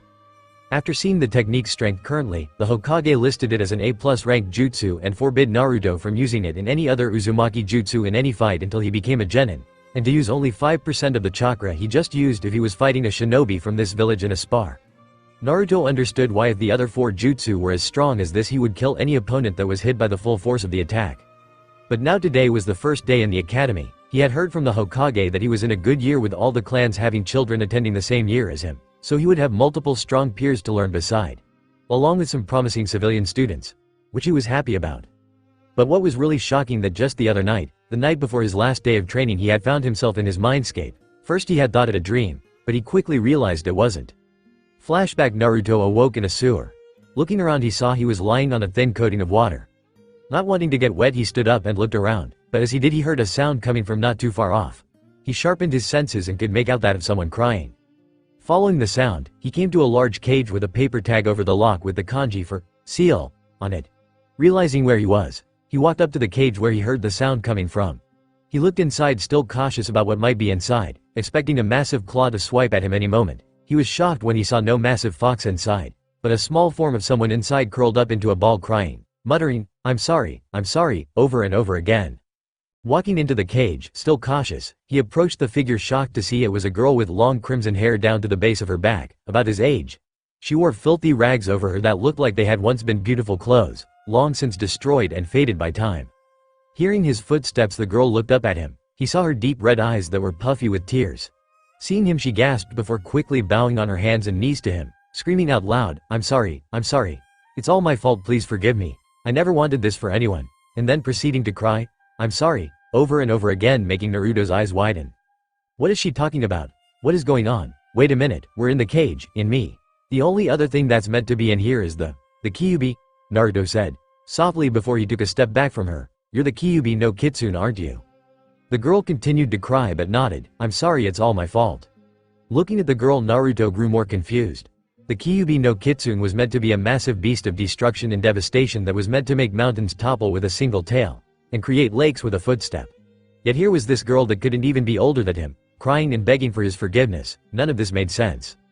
The girl in front of him was crying still, but swallowing his fear, he walked towards the girl and knelt down to her. Please don't cry, he said softly as he put his hand on her shoulder, making her flinch from the contact. You're the Kyuubi, aren't you? The girl's nodded head still bowed, but Naruto shook his head, putting his hand under her chin and bringing her up to meet his eye. Please talk to me. You're the Kyuubi, aren't you? She nodded, again. Hi, Naruto-sama, I am. Bringing up another question with the sama honorific. Why do you call me sama? And why are you crying? She looked away from him before answering. I am the reason your life is like it was and still is. I'm the reason the villagers hate you. I'm the reason you were beaten multiple times a week, and the reason your parents are dead. I've ruined the life of someone so innocent that didn't deserve it. It should be me they glare at, me they beat. I should be the one to suffer, not you." Naruto was taken back by the whole statement. This can't be the Kyuubi, this isn't right. How can you be the same Kyuubi that attacked the village so mercilessly 12 years ago, that took the lives of over a third of the village? How is any of this happening? It's all my fault, for not resisting the extraction and genjutsu more. It's all my fault that this happened, the girl said painfully. Hearing that, Naruto's eyes widened. Extraction, genjutsu, what? The Kyuubi started to cry. I was ripped from your ka-san by the man in the mask and placed under a genjutsu the night of your birth. The one in the mask ordered me to attack your village. I tried to resist but it didn't work, and I just kept on attacking. Even after the man's control fell, I was still trapped until your two-san sealed me. I would never have attacked otherwise, as foxes are pranksters and jokers. We hate violence unless it is to protect our own. We would never attack anyone. Naruto's legs gave way beneath him halfway through the conversation. The man in the mask, he was behind it all. His parents and Gigi's wife's deaths, the whole Kyuubi attack, it was him behind it all. He was the reason he was hated, he was the reason for his pain, it was all him. Snapping back to the scene in front of him, the girl, Kyuubi, was crying again. Naruto realized none of this was her fault, and quickly embraced the poor crying girl in a hug, making her immediately stop crying. "It's okay, it's alright. None of his is your fault," he said softly to her. The Kyuubi's eyes widened hearing that. How could he have forgiven her so quickly? All the pain he's endured because of Ed makes sense to her. "Why?" she said softly, just enough for him to hear, but before he could respond she pushed him away to arm's length. "Why can you forgive me so easily? I'm the reason for all your suffering and pain. I'm the reason behind it all. You should hate me, you should." Slap the sound echoed in the cage. The girl felt a burning sensation on her cheek. He had slapped her, he had just slapped the Kyuubi no Kitsune. And now everyone in the audience is thinking, damn, dude's got some balls on him. She looked back at him to see his face filled with rage, his eyes red in slits, as he glared at her. The first thing that ran through her mind that it had all been an act and now he was going to take his revenge on her over and over again and again, and she would accept it. But that was why the next words that came out of his mouth were so shocking. "No you're not, that bastard in the mask is. He's the one who has done all of this. It's his fault, not yours. You're just a victim like me, like the rest of the village. It's all his fault," Naruto yelled. Hearing him yell, she just couldn't help but break down in tears. Once more she lunged for him, hugging him, crying into his shoulder thank you over and over again, bawling like a little girl. Blinking, his eyes faded back to their usual blue, and after a few moments Naruto slowly lowered himself to the ground as her legs gave way and they both sat down, her still hugging and crying into him. He let her cry it out. After a few minutes she finally stopped crying and was just hugging him, but she was now asleep. They just lay there. He wasn't sure what to do or say. He had a girl, who was the Kyuubi, on his chest. What would you do? But he soon felt the tug of morning coming on his body and he was going to be waking soon. So gently shaking her to wake her up, she stirred. "Hey, wake up, I need to go." Blinking awake, she opened her eyes and saw Naruto. She nodded, getting up. "Hi, Naruto-sama." He shook his head. "You don't have to call me that. You know I don't blame you for my life, so just call me what you want." "Hi, Naruto-sama," she said again, making him sigh. "Anything other than that? Hey, speaking of names, what do I call you anyway? I highly doubt a being that's been around for centuries has gone without a name. And I doubt it's Kyuubi no Kitsune," Naruto asked with a smirk. Slowly she nodded. "Hi, my name is Akane, Naruto-sama." Naruto shook his head with a slight smile. "Very well then, Akane-chan," he said, making her blush at the affectionate suffix. "I've got to be going now, so I guess I'll see you in my next dream." Akane stepped forward. "Actually, Naruto-sama, if you want to see me, all you have to do is meditate. It will bring you here so we can talk. Or you can rip the bottom corner of the tag over the lock and we can converse mentally anytime. You can of course close the link anytime." Naruto nodded. "Thanks, I'll do that on the way out," he said before looking around. "Has this place always been such a dump?"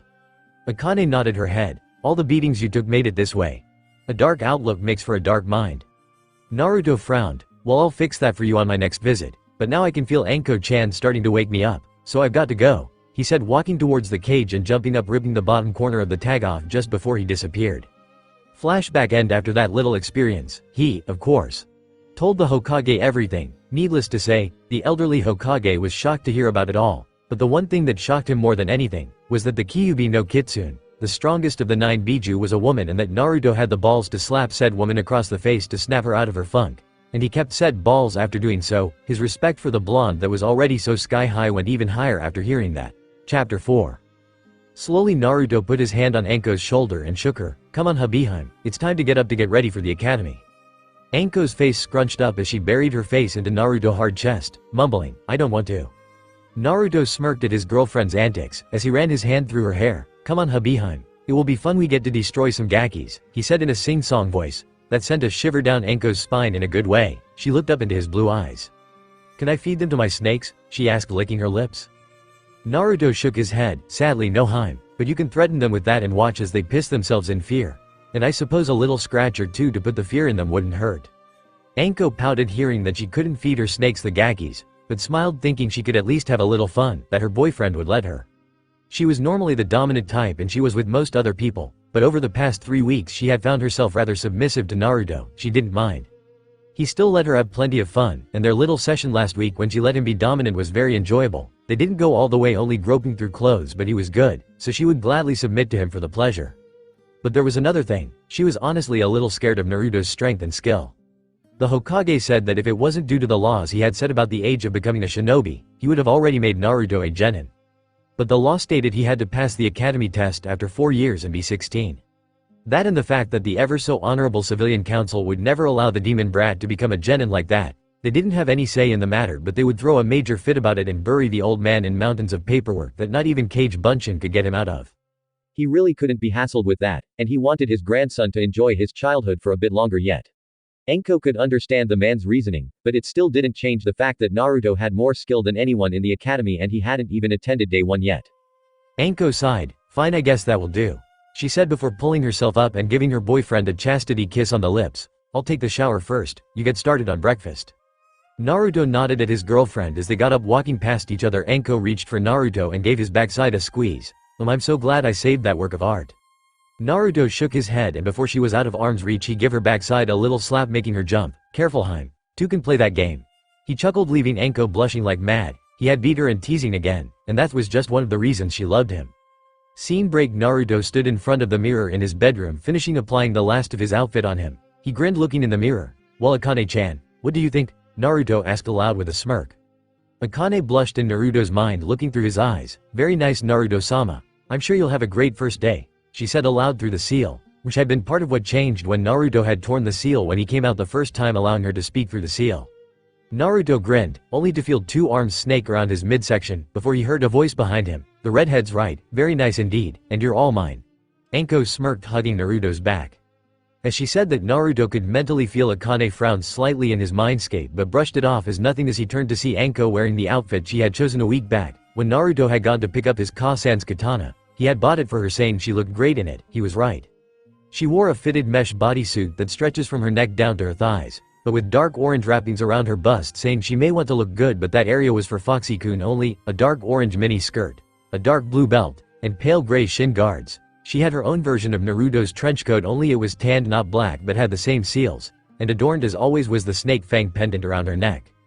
Naruto had asked about it and she had said it was the only thing her old sensei ever gave her, and it served as a reminder of a promise that she would kill her former sensei for betraying her and branding her with this curse mark.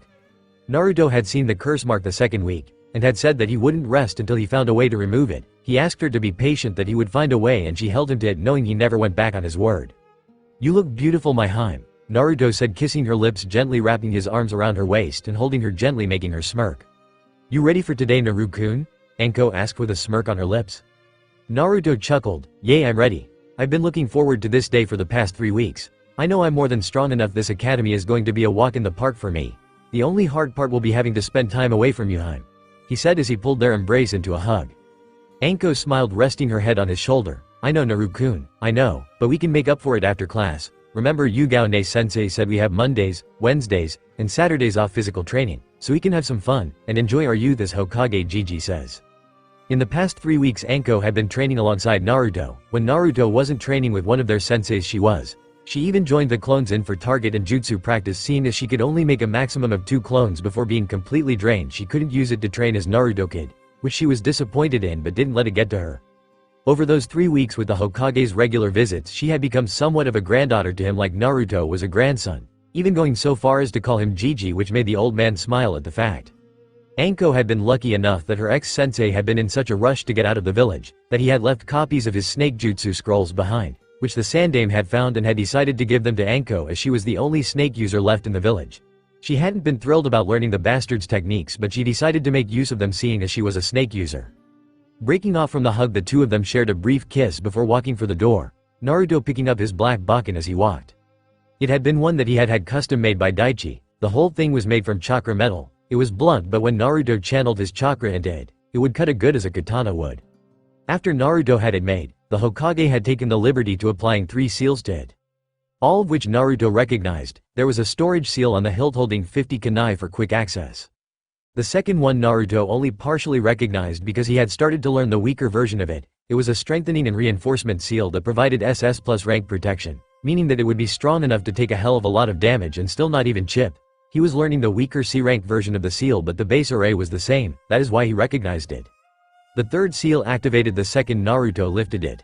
It was a resistance seal, making the blade heavier in Naruto's hands but not physically heavier. Meaning it took more effort to lift and swing, but it helped him develop the proper muscles for when he wielded a blade without the seals. The bakken also had a protection seal on it which gave anyone a nasty chakra burn should they touch it without Naruto saying so. The restriction and protection seals were linked to a mental control seal placed behind Naruto's right ear, so he can control them at any time. Taking the bakken, he slotted it into the LS anbu trousers as they walked out of the apartment. The Hokage had asked him not to use his Ka-san's blade in public, as it would cause them both a headache should anyone recognize it. That's why he had the bakken made. Naruto locked the door and activated the blood seal before wrapping his arm around Anko's waist, and then both of them disappeared into a red and purple leaf shunshin. Scene break. Naruto walked up to the classroom door he had been assigned to, having already parted with Anko at the main desk for her to go to her third-year class. He knew they couldn't be in the same class, even though his skill was enough to have him advance years ahead of his age group. But again the council would go against it, and Gigi still wanted him to have as much of a childhood as possible, so he would just have to make do. Opening the door he went into the classroom. The room was a standard square room with 3 rows of seats wide, climbing at a vertical angle up the back of the room. There were others his age in the room already seated and others standing around talking. Naruto didn't really recognize any of them except for 1 or 2. Kiba Inuzuka, his attire consisted of dark grayish pants reaching to his calves and a gray, hooded fur-lined coat, with the hood placed on his head, over an apparent plate of armor and fishnet undershirt, with his nin hound Akamaru on his head under the hood. Akamaru was a small white pup, with brown ears, no bigger than a cat, but he would grow to be the size of a small horse from what Naruto had seen. The two of them knew each other from a week back when Hana, Kiba's older sister, had come looking for Yugao, having not seen her best friend in 2 weeks. When Yugao had told Hana that she was training Naruto under orders of the Hokage, Hana had suggested that they take the training to the Inuzuka compound, that there was plenty of room there while the clone trained here. Needless to say, she had been shocked seeing so many clones but knew the boy was the Kyuubi container but didn't hold it against him as like many of her clan. They accepted the invitation and went. There Naruto and Anko met Kiba and his mother Sume Inuzuka. The woman was extremely blunt, just like Hana, but Naruto and Anko liked her. Kiba was at first a thick-headed idiot, but after a spar with Naruto one-on-one, getting his ass kicked in 30 seconds flat made him change his tune, and Sume, Hana and Anko nearly bust a gut laugh their asses off. Naruto and Kiba had become good friends that day. They had even hung out a few times while Naruto was having lunch. Sume had said Naruto and Anko were always welcome at the Inuzuka compound, that anyone that can kick Kiba's ass like that are great company. The only other one Naruto recognized was Hinata Hyuga. She had dark blue hair which she had cut in a short, leveled Heim cut style just above her forehead, with chin-length strands framing her face. She wore a cream-colored hooded jacket with a fire symbol on the upper right and left sleeves and fur around the cuffs and hem, with navy blue pants. The only reason he recognized her was from 4 years back when he was little. He had seen her in the local park while she was getting picked on by some local bullies 2 years older than them. He had defended her and ended up getting the crap kicked out of him for it. After beating him, the bullies had just left, not even looking back. Hinata had come over to him and thanked him for helping her, apologizing for not being strong enough to do it herself. He had told her he had had worse beatings. She was confused by that and was about to help him, but then the Hyuga guard had come back from his break and took her away, saying someone of her class shouldn't associate herself with someone like him. Naruto frowned at the memory, realizing now what the man was referring to when he said, someone like him. He had meant the container of the Kyuubi. Boy, wouldn't they be surprised to learn the whole thing was controlled from the shadows by someone who had a Sharingan. Yes, that had been the fact Akane had told Naruto during his meeting with the Hokage. He had wanted all the information she could give him on the man. Believing her fully about being controlled, she had mentioned how he had cursed red eye with 3 tomos in it. The Hokage had recognized the eyes immediately and informed them it was the dojutsu of the Uchiha clan, which had been massacred 6 years earlier by one of its own, leaving only one of them alive but had put him in a coma that had lasted 3 months. Naruto's eyes scanned the classroom at that thought, and he stopped when he saw who he was looking for, Sasuke Uchiha, the last Uchiha. He had black eyes and spiky black hair with a blue tint. He wore a navy blue, short-sleeved shirt with a high collar, white shorts, and white arm warmers, but none of that caught his eye more than the way his hair was styled. Looking at it from the side looked like a duck had nestled in his hair and had buried its head, leaving only its butt sticking out the back, duck butt. Naruto had to hold in a laugh as he thought about that, but then he noticed something else. About 50% of the girls in the class were looking at Sasuke with hard eyes and the other 50 were looking at him with the same eyes. He had to blink once or twice but then sighed. Great fangirls, thought Naruto as he walked to a seat. Anko-chan is going to love this when she finds out. She may even try to feed them to her snakes. As Naruto sat down, he noticed more than just the girls' eyes on him. He had drawn a few boys' attention also, the Uchiha in particular, as he watched him walk to his seat. Naruto felt his gaze. While it was more like a glare, he didn't know what the Uchiha's problem was. He had just walked in. Sure, he felt bad for the guy being in the same boat with no living family, but unlike Naruto, the council, the civilian side at least, worshipped the ground. The last Uchiha walked on, giving him everything he wanted. He wanted training, he got it. He wanted jutsu, he got it. He wanted weapons, he got it. He was left wanting for nothing. The Hokage had explained that they did it to keep him happy so he wouldn't leave the village and take his clan dojutsu with him. Some wanted him to marry their daughters so they could have a piece of the large Uchiha fortune.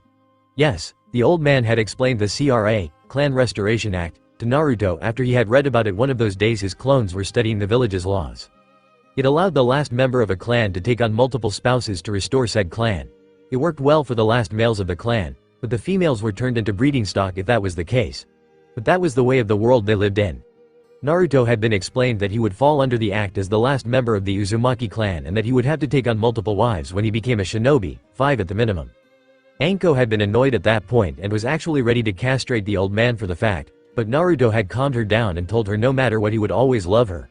She had settled after that, and accepted the way things were, and she was willing to share considering she got a say in who the wives were. Naruto had agreed, knowing that was the only way they would both be happy. Now Naruto sat being eyed like a piece of meat in a lion's den, but the fact he was the last of a clan was still secret. Naruto could only begin to imagine what it would be like when it became public knowledge that he could take on 5+ wives. He would be eaten alive, and not in a fun way. Sighing again, he shook his head just as he heard the door to the classroom opening again. In walked a man of average height and build with brown hair tied back in a ponytail, dark eyes and a scar that ran across the bridge of his nose, wearing the standard Konoha shinobi outfit complete with forehead protector, sandals, and flak jacket. His sleeves were also rolled up about 1/4 the way up his arms. He walked to the front of the room and that is their hint to take their seats. As they did, the second man walked into the room. He wore the same clothing as the first man, but he had white shoulder-length hair with a slight hint of blue to it and green eyes, with pale perfect skin. Naruto smirked looking at both of them. Well, you can easily tell the one with the scars has had more experience than the one with perfect skin and conditioned silver hair. The one with the scar spoke first. Good morning. Welcome to your first day as academy students. My name is Iruka Amino, and this is my assistant Mizuki. For the next 4 years, we will be your instructors in all things shinobi related. Now since this is the first day, we will be having a class tournament to set the baseline and class rankings which will be changing throughout your 4 years here. We will be having a kunai and shuriken throwing tournament at the school range and a taijutsu tournament out on the school practice field. But first we will be going to have a demonstration period, to give some of you the chance to show off a little, but first, roll call. Iruka finished as he lifted the paperboard off his desk as he cleared his throat. Shino Aburame. Present, came a voice over Naruto's shoulder. Naruto casually glanced at the boy. He was fair-skinned from what Naruto could see, that is. He had dark, bushy, brown hair and dark, narrow eyes, wearing a pair of dark sunglasses and a sea green jacket with a high, upturned collar. Naruto knew of the Aburame clan. The clans of Konoha were in some of the books his clones read. The Aburame clan was one of the 4 noble clans of Konohagakure. At birth, members of the clan were offered to several special breeds of insects as a nest, residing just under their host's skin. These insects will then live in symbiosis with their host from that point on. Because of this, its members are characterized by their use of insects as weapons. The whole process seemed rather disturbing to Naruto, but he wasn't one to judge. One other thing to mention, the entire clan barely spoke, though when they did speak they were highly intelligent, often well versed in politics and matters of the like. Iruka gave a nod. Choji Akamichi. Munch here, munch, came a voice on the other side of Naruto. Doing the same, he glanced to see the source. The source was a plump boy who wore black shorts, a long white scarf, a short-sleeved, green haori, over a light green shirt with the kanji for food, shi, on it, small, hoop earrings, and his legs and forearms were wrapped in bandages. His forehead protector was styled in a manner that allowed 2 tufts of brown hair to poke out at each side. He was also stuffing his face with potato crisps in the middle of class. The Akamichi were one of the other clans of Konoha. Members of the clan possessed great physical strength and were able to quickly convert calories into chakra, which they then use in their various secret techniques. Most of these techniques rapidly consume the user's chakra during use, and maintaining them during a prolonged battle can be tiring. For this reason, the Akamichi have high chakra levels and eat a lot in order to build up or replenish their chakra reserves. One of the key things you should never do is call an Akamichi fat. It will never end well for that person. Iruka sighed, "Please keep the eating for lunch and break, Sakura Haruno." "Present," came a girl's voice from the far side of the room. Naruto turned his gaze to it for a brief second. It was a girl with bright pink long hair down past her shoulders. She wore a red kippao dress with white circular designs, with short sleeves and zipper, tight dark green bike shorts, standard ninja sandals. Seeing the pink hair and hearing the name Haruno told Naruto all he needed to know. Haruno was a civilian family name, not a shinobi clan, though they have been trying for that status for years. Though to be even considered you have to have a shinobi in the family and they had none, though not from a lack of trying. Mebuki Haruno, Sakura's mother, was on the civilian council, and if what the Hokage had told him about her mother was anything to go by, she would be a pain in the ass, in the ear. Iruka nodded. "Hinata Hyuga." "P present," stuttered Hinata. Iruka smiled lightly. "Kiba Inuzuka. Here, called Kiba." Both Kiba and Naruto exchanged glances and nods of respect as friends. Following the list, Iruka called the next name, Shikamaru Nara. "Here," came a lazy voice. Naruto just shook his head and glanced at the lazy genius. His attire was rather plain, consisting of a green-lined mesh t-shirt under a short-sleeved gray jacket with green edges, adorned on both the sleeves and the back with a circle with a line through it. Naruto had seen him around also, mostly cloud-watching or beating older shinobi at shogi. You'd think they'd know never to challenge a member of Konoha's smartest clans to a strategy game. It was because of its strategic value that Naruto had his clones read every guide and book of the game they could find and learn the game back to front. He was going to be asking Yugao-sensei and Hayate-sensei if he could add it to his training schedule for strategy and planning purposes, and assign 50 or so clones to it. The Nara clan were hailed as the smartest clan in Konoha for many reasons, one being their in-depth knowledge of the forests, grasslands and wildlife, mainly the Nara deer or rikumaru, which inhabit the Nara forest. The second being for their mastery of the yin release or intel, more specifically their shadow jutsu, allowing them to manipulate their own shadows as a method of attack or restraint. It was even rumored that even a Nara child as young as 6 has an IQ of 180, which would be great if all the males weren't all dead lazy, and had to be nagged by their wives or mothers to do anything for longer than 60 seconds that doesn't involve sleeping or watching the clouds. Everything else they find too troublesome to do. Iruka sighed, looking back to the noteboard. "Sasuke Uchiha." Grunted the Uchiha, still brooding. Iruka rolled his eyes. "Naruto Uzumaki." "I'm here, sensei."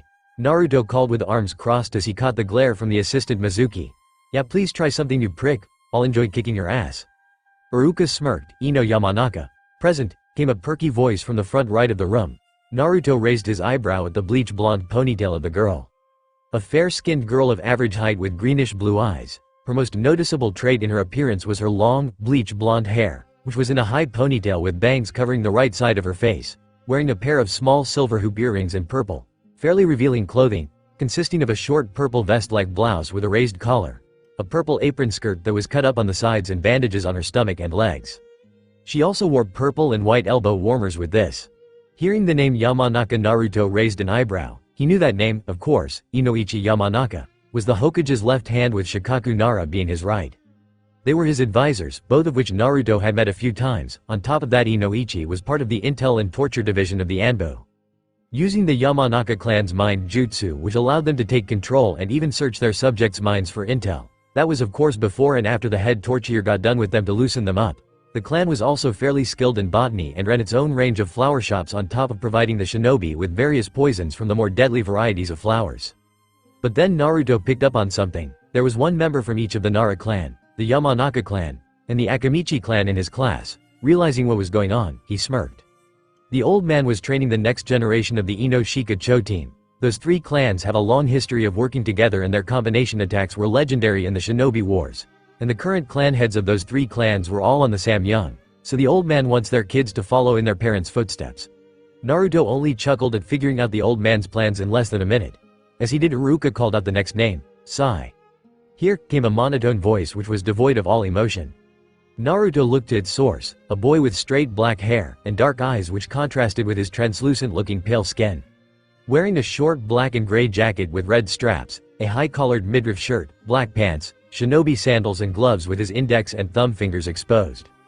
Seeing the gloves, Naruto looked at them with interest. The thumb and index fingertips exposed meant it was likely to allow him more grip on something like a brush for fuinjutsu of something similar. And the lack of the last name made Naruto somewhat on edge. No last name meant no allegiances, and no allegiances means that he was a wild card that put Naruto off. He was an unknown and Naruto didn't like unknowns. Setting down the noteboard, Iruka clapped his hands. "Alright everyone, follow me and Mizuki out to the front practice fields." With that, everyone made their way out following Iruka and Mizuki, Naruto the whole time pondering just who this Sai really was, while keeping both his eyes on him and the assistant Mizuki. He was clearly a Kyuubi hater, so Naruto knew he would have to watch his back around the teme, and report him to the old man, or he could have his fun and make the idiot see what happens when you mess with an Uzumaki. Oh, it would be glorious. Chapter 5. The entire class followed Iruka and Mizuki out to the practice yard, where there were bleachers for watchers to sit down. Clearing his throat, Iruka turned to the class. "Alright, is there anyone here that can give me a rundown on the separate skills a shinobi uses are called?" he asked the class. The girl with the pink hair, Sakura, raised her hand and Iruka pointed to her. The main jutsu types are ninjutsu, which is a chakra-based attack of the sword, by molding chakra by the use of hand signs. An extension of this is genjutsu, which is an illusion that traps the target in an illusion they think is real for a period of time by deceiving all 5 of the senses. Then there's taijutsu, which is the physical hand-to-hand combat part. Iruka smiles and nodded. "Very good, Sakura." Iruka was about to finish when he saw Naruto's hand go up. "Something to add, Naruto?" Naruto nodded. "Hi sensei." Haruno-san's explanation was correct but was only a partial explanation of the skills a shinobi can possess. Adding to Haruno-san's explanation, ninjutsu as well as genjutsu can be divided into separate classes rating the skill required to use them. Like shinobi missions, they follow the same ranking system, but with the addition of E for the academy level techniques such as bunshin, henge and kourimi. The most difficult being that of the S rank level. Furthermore, they can also be divided up into their elements such as kaiten, fire release, futon, wind release, raiden, lightning release, doden, earth release and suiten, water release. In addition to that, those with the correct kekkei genkei or bloodline limit can merge 2 or more elements to create sub-elements, such as the merging of suiten, water release and futon, wind release to form hyoden, ice release, or doden, earth release and suiten, water release to create mokuton, wood release. As there are too many of them to mention, I will leave ninjutsu off there and expand further on taijutsu. Haruno-san was correct that it is the physical hand-to-hand part of the shinobi's skill set. She neglected to expand on its other parts such as bukajutsu, weapon techniques, which entail the use of any handheld weapons in combat. For academy students, that would be shurikenjutsu, which is just a fancy way of saying throwing weapons like kunai or shuriken. Or a more specialist skill such as kenjutsu, sword technique. Naruto said as he tapped his bakken, hinting at it before continuing. Then there's Senjutsu, the use of fans that is practiced in Suna, with their high wind affinity rates, Kyujutsu, the use of bow and arrows for long-range combat, Kusarigama-jutsu, chain sickle techniques, practiced by Hanzo of the Salamander who defeated and spared the 3 Sannin in the 3rd Shinobi War, Kayakujutsu, using explosives to fight, and finally Bojutsu, staff techniques which is practiced by the Sarutobi clan or more specifically Sandame-sama. Then there are the less practiced skills such as Fuinjutsu, seal techniques, which the Yondaime was famous for as well as another clan lost to time. Everyone heard that clan reference and was curious as to who he was referring to, but he continued before they could ask. From it, you can expand to its less attractive side of Jujutsu, which means curse techniques, but they fall under the category of Kinjutsu, which means forbidden techniques. The only ones allowed to use them are the ones given permission to do so by the kage of their village, in our case the Hokage. Then there's medical ninjutsu, which is a branch of ninjutsu associated with healing, as well as the manipulation of their own, or another's, body. It's practiced by shinobi categorized as medical nin, who play a vital role in the battlefield as well as frontline fighters. Here I will stop due to the fact that if I explain any more I will dive into deeper forms of skills, and if I did that we'd be here all month. Naruto finished with a grin. Finishing his explanation, everyone was gaping at him, blinking. Well, except most of the clan heirs. Being from shinobi families, most of them knew of the most detailed stuff, though some of it was interesting. There were those who weren't so impressed. Sasuke scoffed at his explanation and smirked. What good would any of that be to me against him? I must get stronger, while Sakura was red and pissed. How the hell does a clan less dope like you know all that? She yelled, making Naruto and Kiba hold their ears in pain from the vocal assault on their sensitive hearing, while every else flinched from the screeching. Akamaru, Kiba's dog who was on his head, whimpered, covering his ears with its paws. Shaking his head, Naruto trying to lessen the ringing in his ears before he sighed. Last I checked, Haruno-san, your family isn't a clan either. While I don't even have a family, being an orphan, I do however spend a lot of time at the library reading when I'm not training. As I gestured to my bakken, I study Kenjutsu, and also fuinjutsu as two of my shinobi skills, so I knew about them already. But I don't limit myself to them knowledge-wise at least, it's always good to know what your opponent can throw at you in the middle of combat. Iruka nodded at Naruto's line of thinking, impressed that he had so much knowledge and it only his first day, while Mizuki could only glare, what the hell? The demon brat was meant to be stupid and clueless about anything and everything. Last I checked the librarian didn't even let him 1 foot in the library, how did he get so smart? Iruka started applauding, very well explained Naruto, that was the kind of explanation that would be expected out of a Jonin-level shinobi.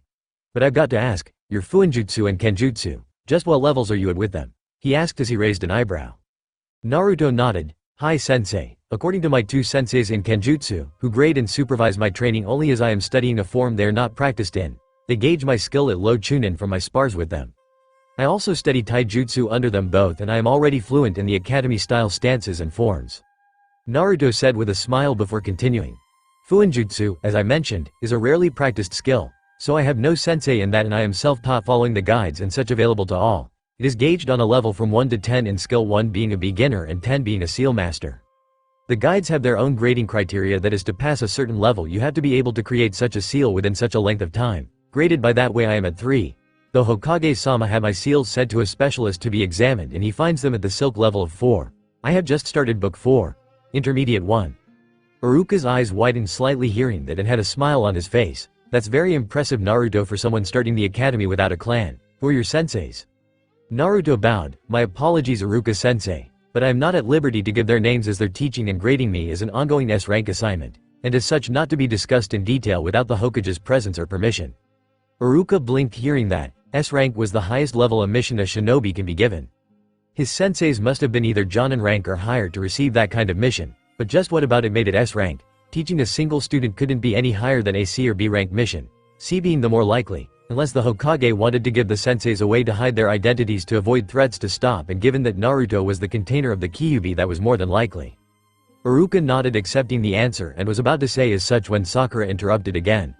What a load of rubbish, why would the Hokage assign a clan less orphan dope like you two sensei before you even join the academy? Stop lying, if anyone should have that is Sasuke-kun, she screeched. Again everyone winced from the loud screeching, Naruto and Kiba held their ears again, Akamaru followed suit wincing in pain. Shaking his head again Naruk headache, and it wasn't even lunchtime yet, I have no reason to lie Haruno-san, nor did I. You are more than welcome to ask Hokage-sama of the existence of such an assignment to prove that. And might I request for the sake of mine and the rest of the class's hearing that you stop yelling.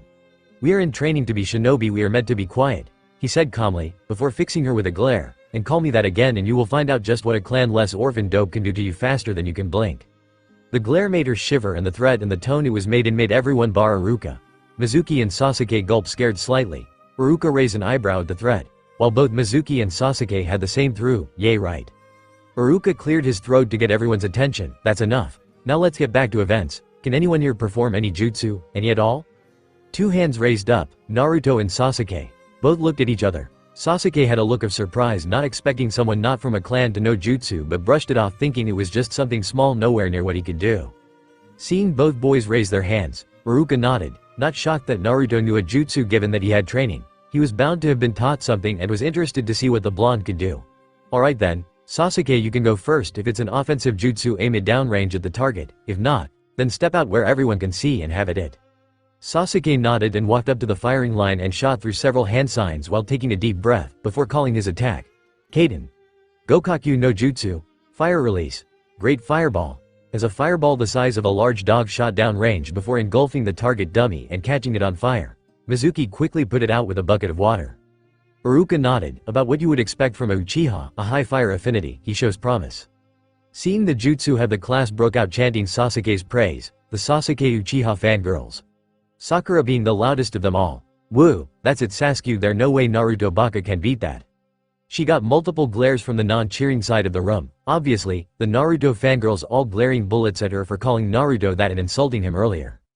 Naruto rubbed his brow, his headache growing even worse. Iruka-sensei, are we allowed to perform multiple techniques if we know them, and they won't be shown in the other tournaments? He asked. Iruka thought for a moment, before nodding, I don't see why not, I assume you want to show off some of your kenjutsu and fuinjutsu as well as your ninjutsu. Naruto nodded, also I would ask that you order that the fuinjutsu part not be removed until the end of class as I can guarantee that it will be of benefit to everyone in the class. Iruka nodded again. Very well Naruto, if I think it will be of benefit then it won't be removed until the end of the day, and if that is the case I will ask that you use it daily for our classes then. Naruto smiled. That's alright sensei. The seal I'm going to be demonstrating can be activated and deactivated remotely, he said as he reached into the storage seal on the inside of his trench coat and pulling out a bottle of chakra ink and a brush. Dipping the brush in the ink for a split second, the blonde then disappeared, making everyone look around trying to find him. Suddenly a loud "eep" came from Sakura as she turned around finding Naruto grinning at her. She put her hand to the back of her neck and blinked when she felt something. She was about to yell when Naruto raised his hands in a ram sign and channeled chakra into the seal.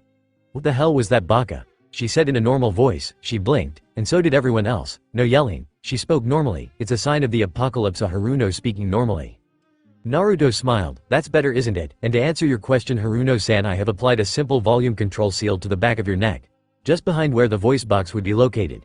Simply put, when activated you will be unable to yell, and will have to talk normally, which I can assume that everyone here is happy about, given that their ears won't be ringing because of your banshee or howler monkey yelling. I don't yell like a howler monkey, and I'm no banshee, Sakura argued, looking like she was trying to yell. Naruto smirked. Well now you aren't, but don't worry, I'll deactivate it now, but yell again, and I'll activate it again, until the end of class. Sakura glared at Naruto angrily. She knew just how to respond to this. You had best remove it, otherwise I'm going to tell my Ka-san you put a seal on me. She's on the council and you'll be in a load of trouble, and they'll make you take it off. Naruto shook his head. The council doesn't scare me Haruno-san, and neither does your banshee of a Ka-san. They are the advisory council, they advise the Hokage, they don't pass judgment, so it's up him should I remove the seal, though I doubt he'll argue against it given how the fact that classes will go a whole lot smoother without you disrupting lessons with your screeching. Isn't that right sensei? Iruka looked to be in thought for a moment before nodding lightly. Deactivate the seal Naruto. But Sakura, he is allowed to activate it should you yell again. If you don't want that I suggest you refrain from disrupting the class.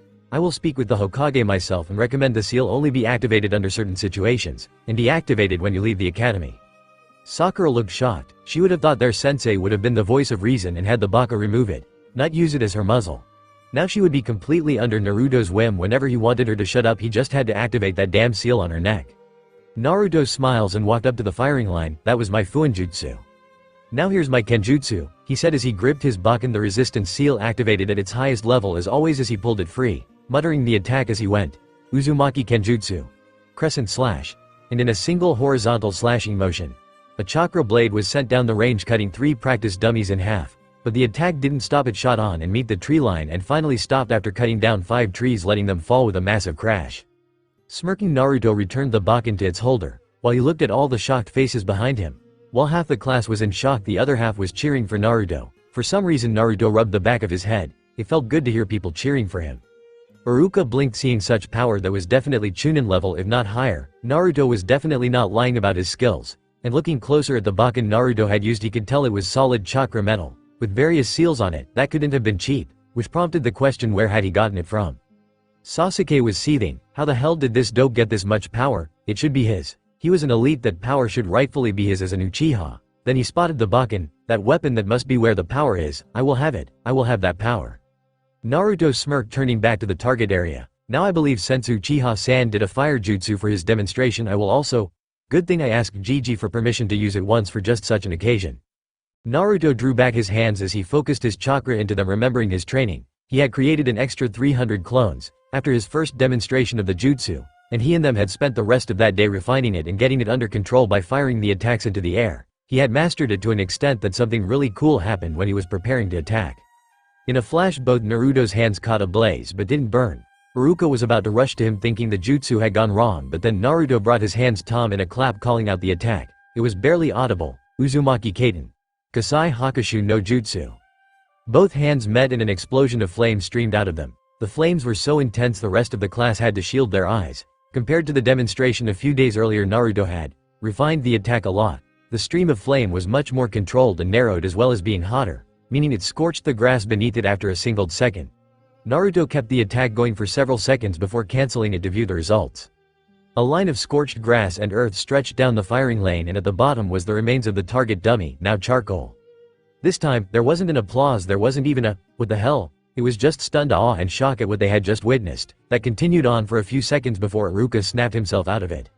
Naruto, what jutsu was that you just used? I've never seen it before, he asked, now slightly scared where the boy had learned such an attack. Naruto grinned. It's called Kasai Hakushu, and according to Hokage-sama it is an A-rank ninjutsu. I actually had to ask his permission yesterday to use it here. He forbid me from using it outside of training until I was genin, or it was a life or death situation. It's the only fire jutsu I currently possess. Hearing Naruto's explanation, Iruka officially had his mind blown. An academy student, a non-clan member academy student, pulling off an A-rank jutsu on his first day at the academy. Just what the hell kind of training has this boy's sensei's been teaching him? Sasuke had his fists clenched in anger now. How the hell? That jutsu was 10 times as strong as his jutsu and it had taken him weeks of practicing to get it where it was. And then this clan less dope comes along and makes his work look like nothing. What the hell is going on here? The jutsu, that's got to be it. It makes sense, it's just a stronger jutsu than the one I'm learning. I'll just have to take it from him along with that weapon of his. With both them I'll become strong easily. I'm an uchiha, all jutsu belongs to me and me alone. He was about to approach him then and there and demand them both, but suddenly half the class, Naruto fan club, from this moment on will be known as NFC, rushed Naruto cheering at his jutsu and how strong he was. They swarmed the young blonde while trampling right over Sasuke like he wasn't even there. But when they crowded him, the blonde disappeared in a swirl of red leaves, making them all fall flat on their faces. Both Iruka, Mizuki, Sasuke and everyone else saw this and looked around wondering what happened. Iruka blinked. Shunshin, that's a chunin level jutsu that requires a high level of chakra control. How? Scratch that, I'm not even surprised anymore.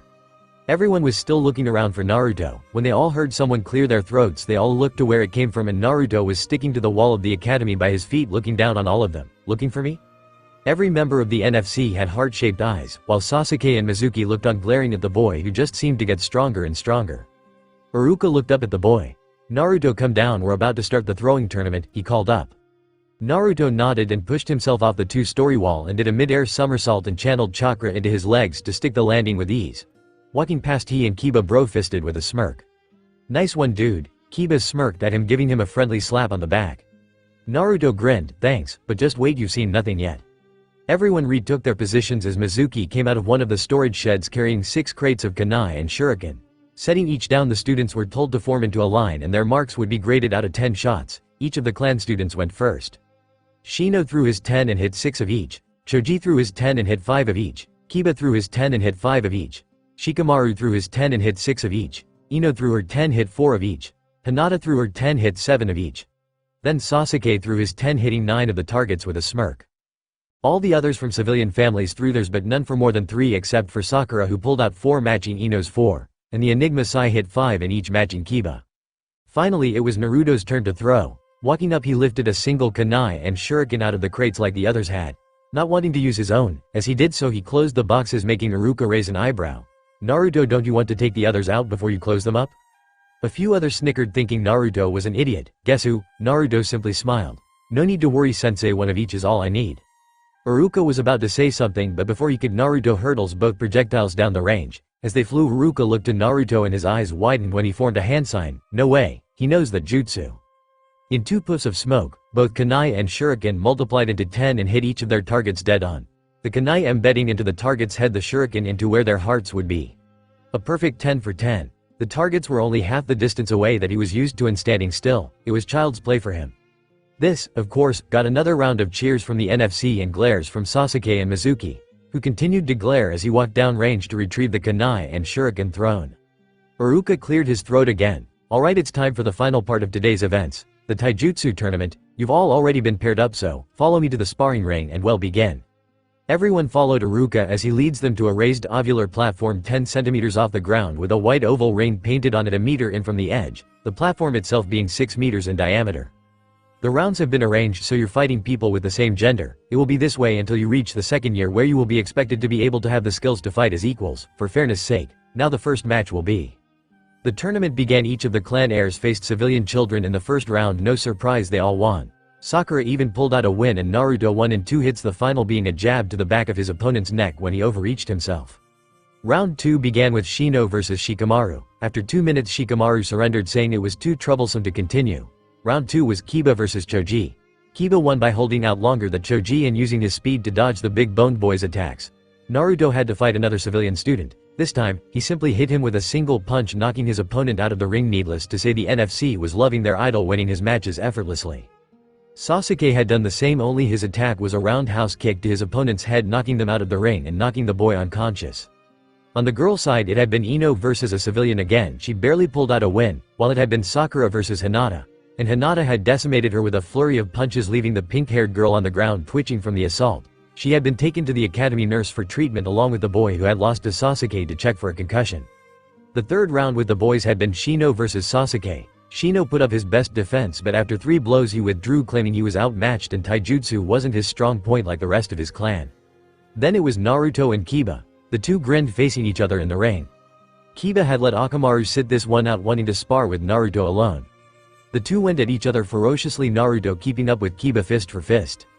Kick for kick, it was a mirror image. Actually, every time Kiba threw a punch, Naruto would swat it away.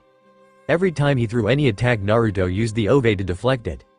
After 10 minutes of continuous sparring, Kiba was beginning to lag, and Naruto took that as a sign to end the fight. In a burst of speed he threw a punch at Kiba, aiming right for his solar plexus. Kiba saw it coming and put up his arms to defend in an X shape. The punch and Kiba's arms met and the dog boy was pushed back a meter, flinching at the impact.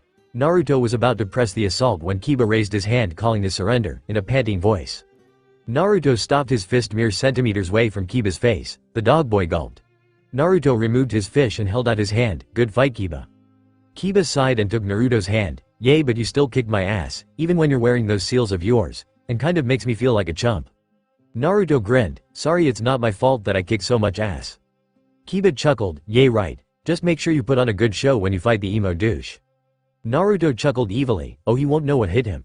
Kiba shivered slightly at the tone but nodded, grateful he wasn't the one in Naruto's firing line.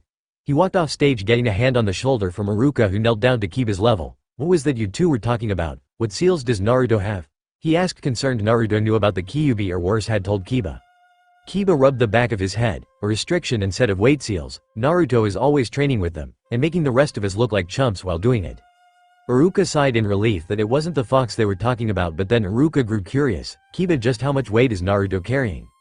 Kiba was about to answer, but Naruto spoke first. 50 pounds on each limb, 100 on my chest, and a level 2 restriction seal, sensei. Iruka looked at Naruto when he heard him. That was 300 pounds, 136 kg. And a restriction seal that would only make it harder for him to move. With that kind of pressure he shouldn't even be standing up right now. That would be like 2 or 3 full-size adults on him while he's trying to push his way through a swamp up to his neck. And yet he was moving with ease. No one had yet to land a single blow. Sighing, Iruka merely accepted it, making a mental note to ask Lord Hokage what kind of training this boy's sensei put him through. It was time for the final matches of the tournament. Ino had fought her way to facing Hinata in the last match, and on the boys' side it was Naruto versus Sasuke. Sasuke walked up onto the platform and smirked. This is a joke. There's no way a clan less dope like you could ever hope to defeat an Uchiha elite like me, he said in an arrogant tone. Naruto smirked, shaking his head. Oh, is that right, Uchiha-san? I'll just have to prove you wrong then, won't I? Sasuke glared at Naruto. Impossible, dope, you can't win, you will lose like all the rest. Sasuke's fan club was swooning over his words and cheering him on to beat the blonde baka for even thinking he was at the same level. The NFC, of course, was doing the same in reverse, calling for Naruto to beat the duck butt emo into the ground. Both boys glared at each other as Iruka came onto the stand and looked between them both. Sasuke fell into his clan's fighting style stance, the interceptor fist. A mix between a boxer's stance and a martial arts stance. Naruto recognized it, having read up on the different fighting styles in the library. The interceptor fist was a solid style built up over the decades of watching other styles and coming up with counters along with adding parts of them to the style. The style was a formidable one, but without the Uchiha Sharingan, it was only half as good. Naruto dropped into a solid stance of the Academy Taijutsu style, the basic fist, showing he was ready to fight. Naruto had studied the Academy style. It was a basic style with basic moves. Its stances were like the name suggested, basic, filled with plenty of holes, but it was only used for students to give them a solid foundation to build upon when learning another style.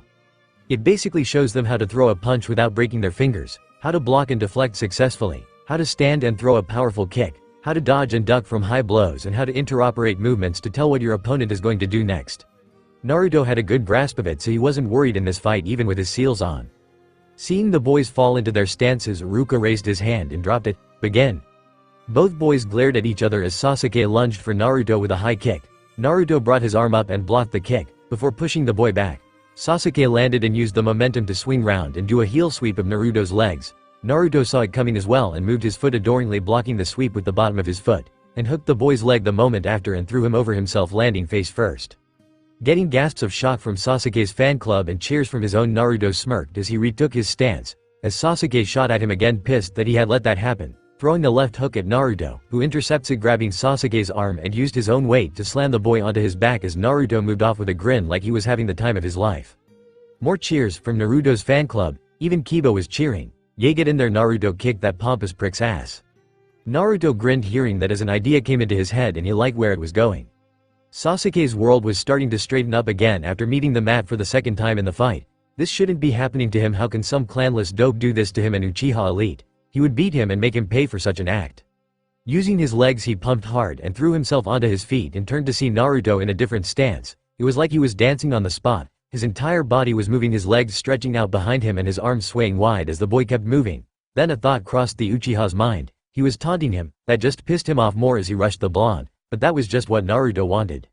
Pushing his weight to one side, Naruto swung his right foot around at Sasuke's head and blindsided the boy with the spinning kick that came out of nowhere, as it had just looked like Naruto had still been swaying. The kick connected with the side of Sasuke's jaw, knocking him out on his feet. But the kick didn't stop. Naruto's momentum kept him going as his foot swung round in a 360, as Naruto kept his momentum going for the same foot to swing round and meet Sasuke's face with twice the momentum of the first. The impact knocked the Uchiha off his feet and spun him, landing him flat on the ground out cold. As the momentum continued, throwing Naruto into a cartwheel before he stopped and stood up, looking down at the beaten Uchiha elite. It was complete shock from the rest of the class. They had never seen a kick like that before. Neither had either of the Chunin instructors. They had just assumed Naruto was messing around. But then he goes and pulls off a set of kicks like that with such force and speed behind them, they would have been impossible to predict. Iruka quickly snapped out of it and called Naruto for the victory, which was followed by cheering from the NFC while booing from Sasuke's side. Naruto just stepped out of the ring and onto the ground. Mizuki went to check on Sasuke while Iruka went to Naruto. Naruto, the kick and stance wasn't part of any style I've seen before in the village or anywhere in the Land of Fire. What was that? It looked like you were dancing for a moment. A very weird dance at that? Iruka asked, confused.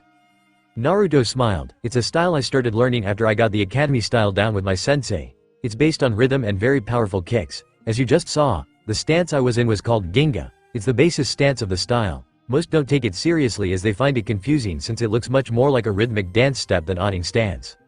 But that's how it works, using momentum for power. The only problem with the style is that it requires room to build up that power, so if Sasuke had gotten in close and fast I would have been in trouble. But that's why I have the academy style down as well, for when my opponent does get close, I change styles and really throw them off. Iruka was caught off by this. He had never heard of such a style or stance. Naruto was definitely right, people wouldn't take the style seriously until they met one of its kicks like Sasuke just had. I take it each kick has a name. Then what was the one you hit Sasuke with then? Naruto nodded. That was one of the more advanced kicks. It was called Meia Lua de Compasso. It's a rotation kick that uses the momentum build up from the Ginga for strength. If learned to an extent, it can be built on, like my one was for an additional set of kicks. I added one for extra measure, though one seemed to do the job, you never can be sure. Iruka nodded, understanding Naruto's reasoning. Very impressive, Naruto. I'm looking forward to seeing more of that style as you learn it.